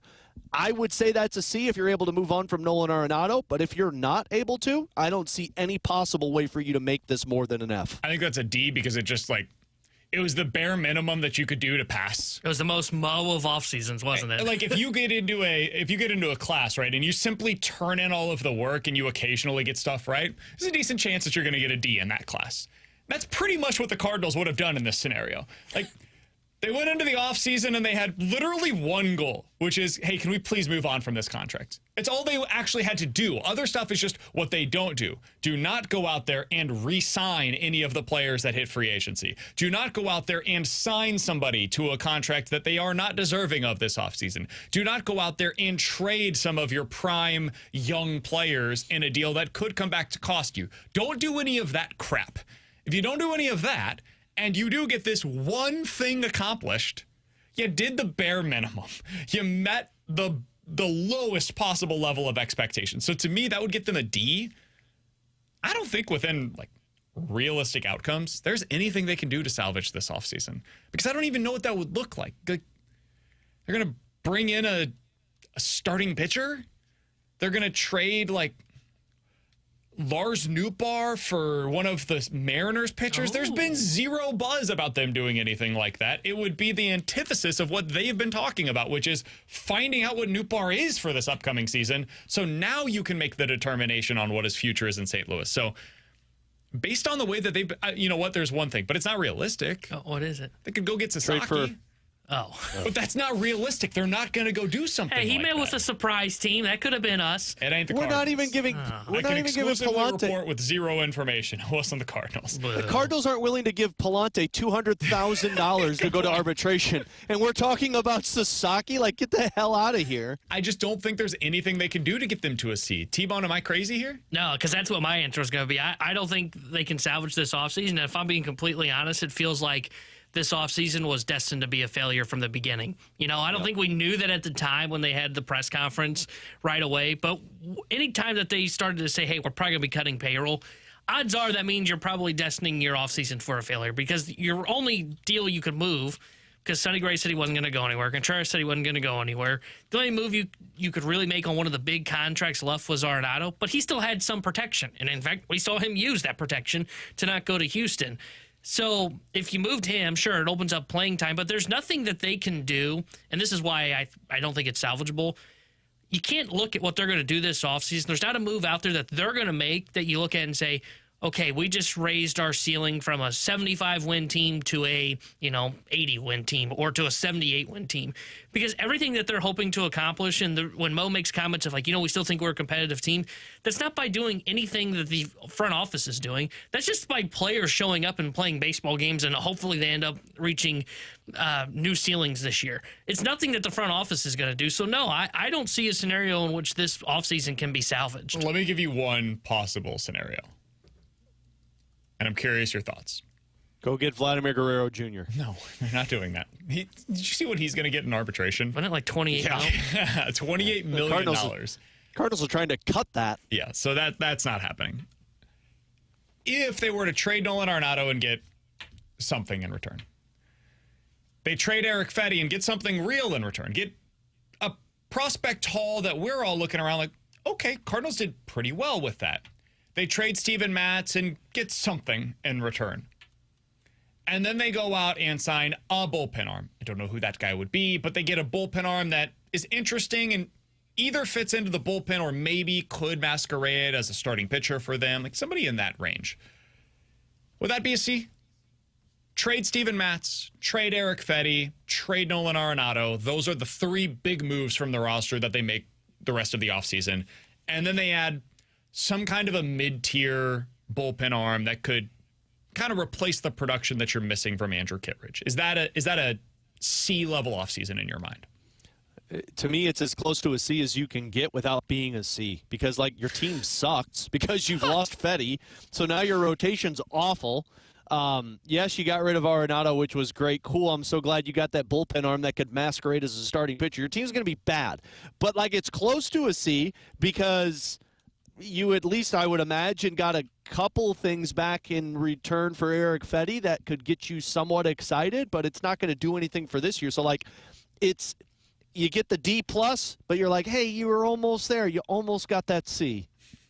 I think it would be a C. I think that is the one way they would salvage the offseason because it does everything they wanted to accomplish, right? Well, everything they wanted to accomplish and do something that maybe could potentially raise your ceiling in future years is you move on from Arenado, you free up money, you free up playing time for young guys, so you've accomplished the youth movement.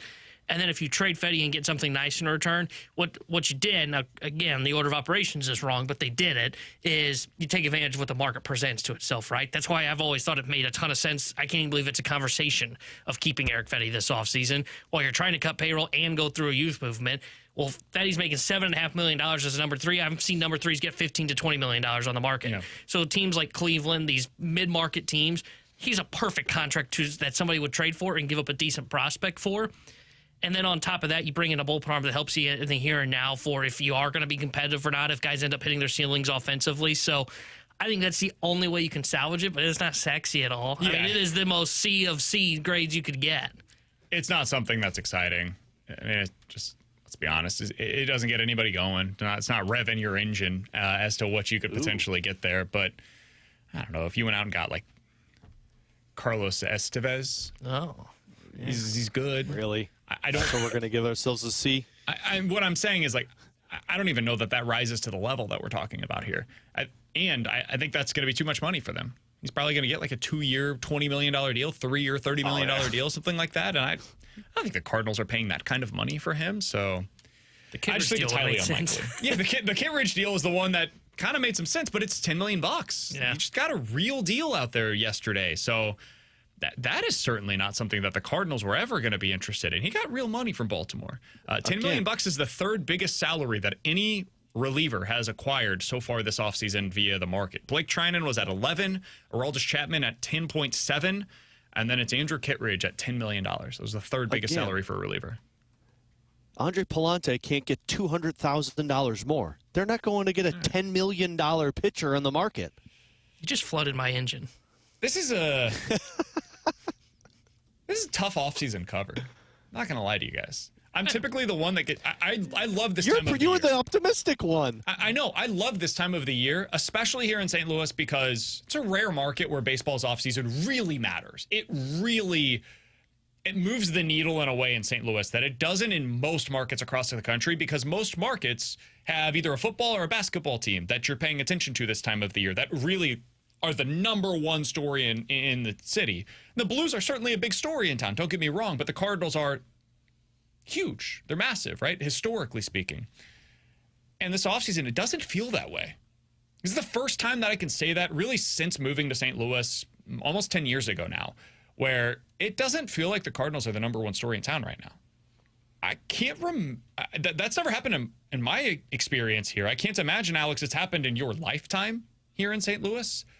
I think you're probably going back to the 90s when the last time was that was the case. And they feel kind of third, sad. don't they? Yeah. I mean, like that, like the NFL football as a national conversation, and then the Blues. I'd say Blues, locally. then because it's local, then NFL / college football playoff, if you will, and then there's the Cardinals. I mean, the ratings certainly would suggest that's the case. There was a story in the St. Louis Post-Dispatch today that NFL ratings, beyond just the Chiefs, like NFL ratings in general, are far exceeding anything that the Cardinals were able to get. Now, there's context to that. Cardinals play on a cable television subscriber channel versus the NFL playing exclusively on local TV. So that's part of this. But, man, it's not fun. It's frustrating. The closest that I can think they've been there is when the Blues had that cup run.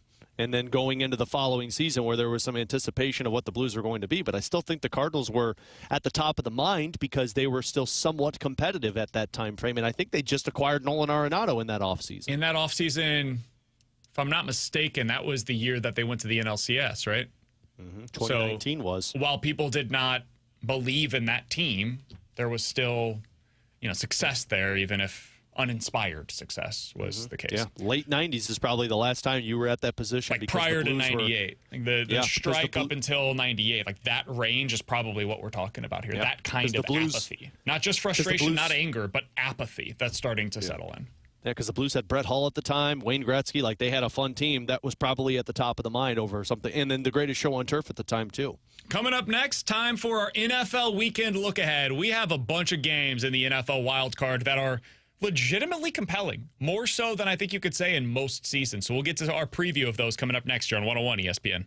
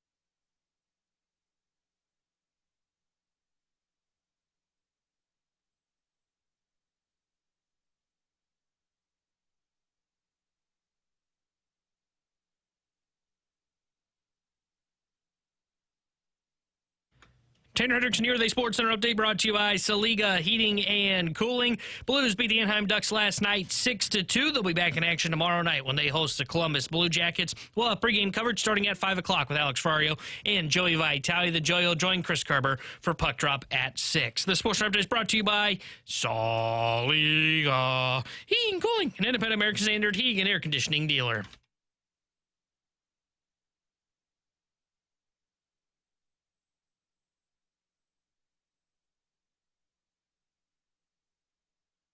A good weekend ahead for the NFL as we get to Wild Card Weekend with Alex and T-Bone on BK. Rewind coming up in about 10 minutes. Let's start with the Saturday games. Alex, 3:30 tomorrow. Chargers take on the Texans on the road at Houston. Chargers are a 3-point favorite in this one. I have seen some hipster analysis of this game where people are starting to push back on the idea that the Chargers are clearly the better team. Some talk of, Texans might not be getting quite enough credit in this game. Chargers are good, they're interesting, but they're a year ahead of schedule, and they're far from a finished product. Their running game leaves a lot to be desired. They really have no explosive running game whatsoever. They're kind of a mirror image of the Texans, and the Texans have a better defensive line than the Chargers do. So there's some conversation, push back a little bit, maybe the Texans are actually the better team. I don't subscribe to that. I still believe the Chargers are the better team. I think they end up winning this game by a touchdown or so, and they go into Houston and win this one outright. Alex, how do you feel about the Texans against the Chargers? Yeah, I have zero confidence in the Texans. And, I get it. You don't want to downgrade a team, but Houston has been unable to be very good offensively all season, and they're injured now. You don't have Stephon Diggs, you don't have Tank Dell. All you've got is Nico Collins, and that's great. Nico Collins is incredible, but I've also seen the Chargers secondary just shut down some really good teams this year. So I don't know if the Texans even keep this game competitive, to be honest with you. I think the Chargers win this one by halftime. I don't like the Chargers. I think basically they get beat in the second round, but I just think the Texans are just a team that they were great last year and they didn't capitalize, and I think they overshot it this year with their acquisitions and weren't good enough. My favorite bet in that game is the under. I like the under of 42.5. I just don't think there's going to be a whole lot of points scored in this one. I think it's 17-13, 20-10, something like that. I think it ends up being a relatively close game, low-scoring game. Chargers win in a low-scoring one. Yeah, I agree. I like Chargers on the points, and I like the under as well because they will beat you.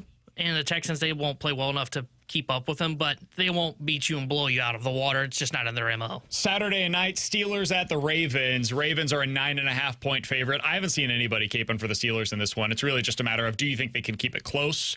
Steelers have done a really good job of limiting Lamar on the scrambles. I'm sure that's something they'll bring up early on in this broadcast is, hey, Steelers, best team in the NFL when it comes to avoiding the scrambling success rate for opposing quarterbacks. They did have success in the game earlier this year against Baltimore, 18-16 win for the Pittsburgh Steelers in that one, and then fell apart down the stretch in the final game that they played against one another. I think the Ravens win this one. I think they win it with a bunch of running with Derrick Henry on the ground, 27-10, something like that. I think they end up not only winning this game but covering as well. I just think the Steelers are done. Yeah, I don't think they cover. I think the Steelers keep it close. I think the Ravens win. If you would have asked me about 5 or 6 weeks ago, I think the Steelers could have won, but Russell Wilson has just been bad over these last few weeks. Plus, I think Baltimore's defense has improved. The loss of Zay Flowers is going to be impactful, but I do think Pittsburgh keeps it close.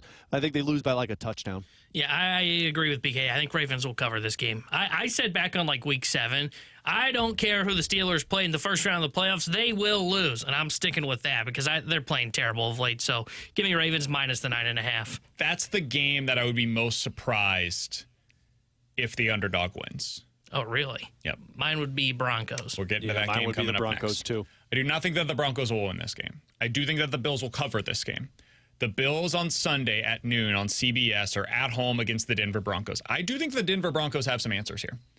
Denver's defense is very good. Pat Surtain might win Defensive Player of the Year this year and would be a deserving winner if that is indeed the case. That's their number one corner.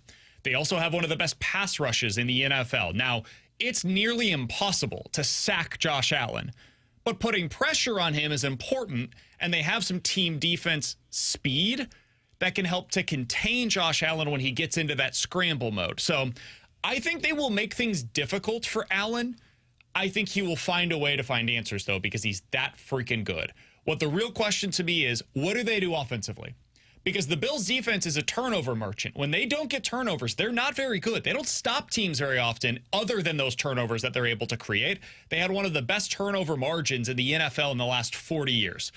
Can Denver prevent turning the football over with Bo Nix? Can they have success in the screen game? Can they get a couple of explosives with Marvin Mims, who's really been coming on lately? I think they might be able to find some success there. I just trust Sean Payton in those spots. So the game, I think, might be a little closer for the most part than people are expecting. Remember a couple of years ago, it was Buffalo versus Miami, and Buffalo struggled for like 3 quarters and then pulled away late. I think you could see something similar in this game where it's like 20-13 going into the fourth quarter, and people are wondering, is Buffalo on upset alert? The answer is going to be no, but I do think it might feel closer with that score than what it ultimately is.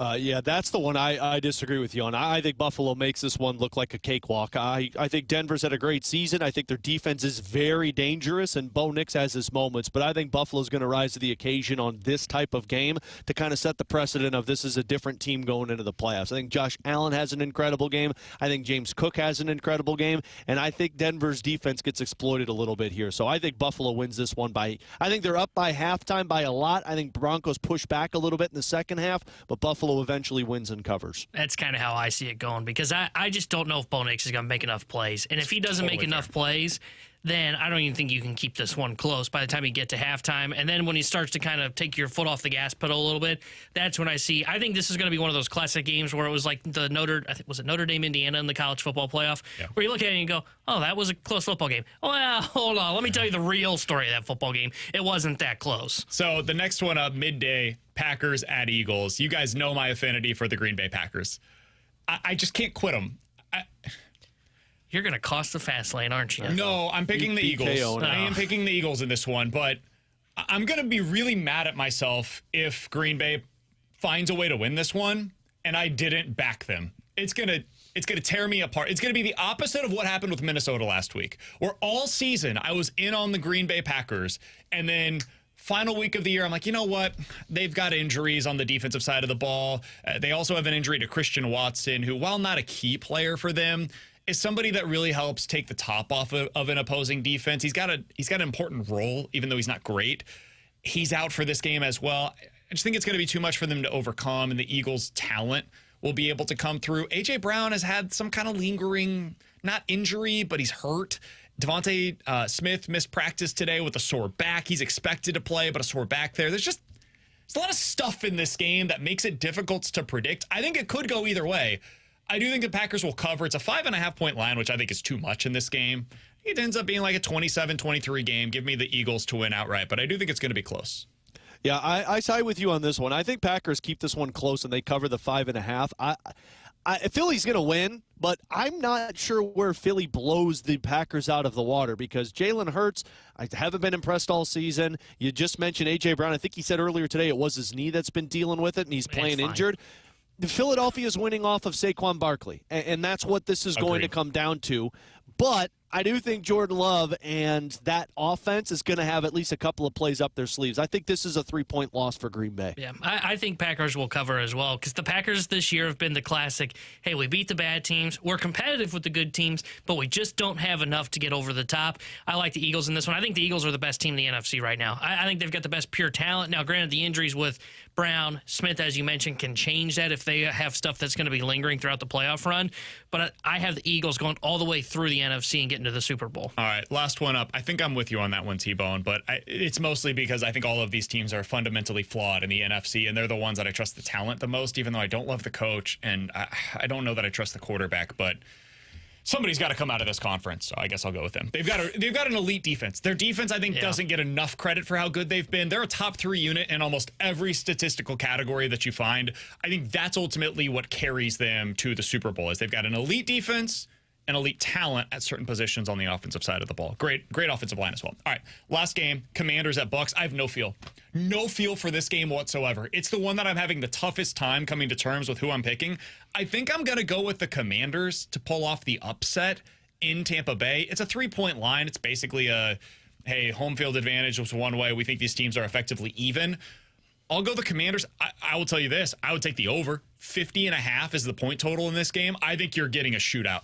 34-31 with whoever ends up coming out on top. I'll take the Commanders, but I think this is a really close game, and I like the over in this one, too. I love the over in this one. I think this one, I could give you the script right now. This is going to be back and forth all game. About 3 minutes left. Jaden Daniels drives down the field and scores a touchdown for the Commanders to take the lead. Tampa and Bucks get the ball back with about a minute left. They try and drive down the field, and they get stopped on 4th down. That's what I feel like this one. This one is going to come down to a final play for a team to try and make it to win the football game. But I confidently can say I think the Commanders win this one, and the over hits. Sounds like Marshawn Lattimore is coming back for the Commanders for this game as well. He's had a ton of battles over the years against Mike Evans. Those guys are always going back and forth, so that's another storyline to watch. I like the Commanders. I actually like the under, though. I think this is going to be a little bit more defensive than we're giving it credit for, but I do like the Commanders. I think you're going to see that Jaden Daniels, I mean, you mentioned this stat a couple days ago. When he was healthy, the Commanders had one of the best offenses we have seen. I think you're going to see that play out. I do think the Bucs are going to do a little bit of bend, don't break. It's just going to come down to, does Baker Mayfield have enough answers? And I just don't think he does. I like his season so far. I just think the Commanders are the better football team. Do we all have the same picks this weekend then? We've all got, despite it, set aside against the spread, we've got the Chargers, the Ravens, the Bills, the Eagles, and the Commanders. Yeah. And then we'll talk about the Monday game once we get back on Monday, because that's going to be a big one as well. That's another one that could legitimately go either way. All right, so those are our picks for you here on BK and Ferrario. Somebody on the text line said, can you guys get the playoff picks on the website for this week since it is extended for you?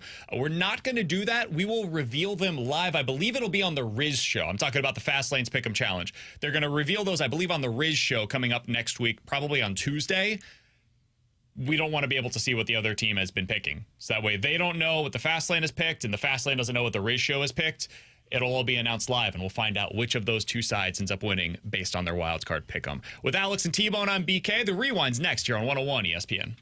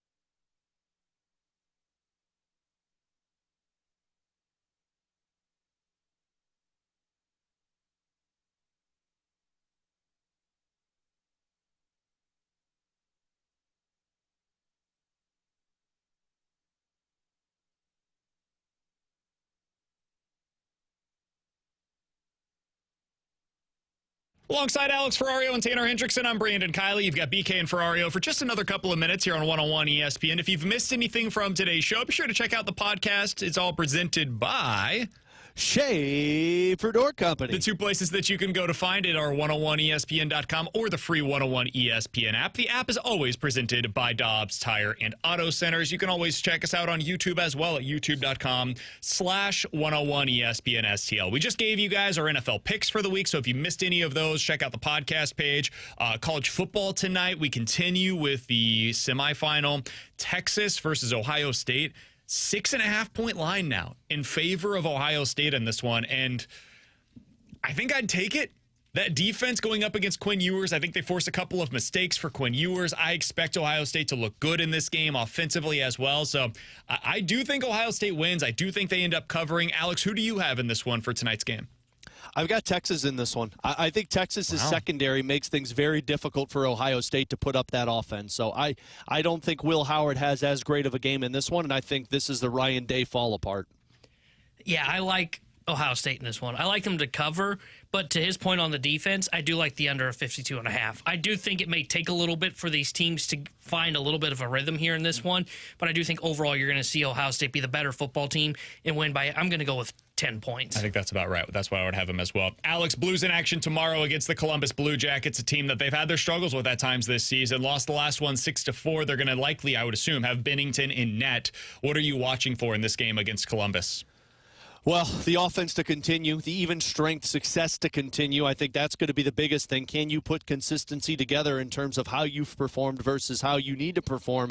But it's going to be Binnington. All eyes are going to be on him. I mean, it's a different look you're taking on a Blue Jackets team that's been bad on the road, but a Blue Jackets team that's been a very good offensive team in the last 10. So it's going to be all eyes on Binnington. That's what we'll be watching for this weekend. We certainly appreciate you tuning in today all week long. Be safe out there. Drive smart. Don't get into any wrecks. If you can this weekend, try to stay home. It's ridiculous, man. At some point, this weather has to end. For Alex Ferrario, who's been broadcasting today from home, and Tanner Hendrickson, I'm Brandon Kiley. Appreciate you guys tuning in. We'll talk to you on Monday at 11 a.m. The Fast Lane's coming up next here on 101 ESPN.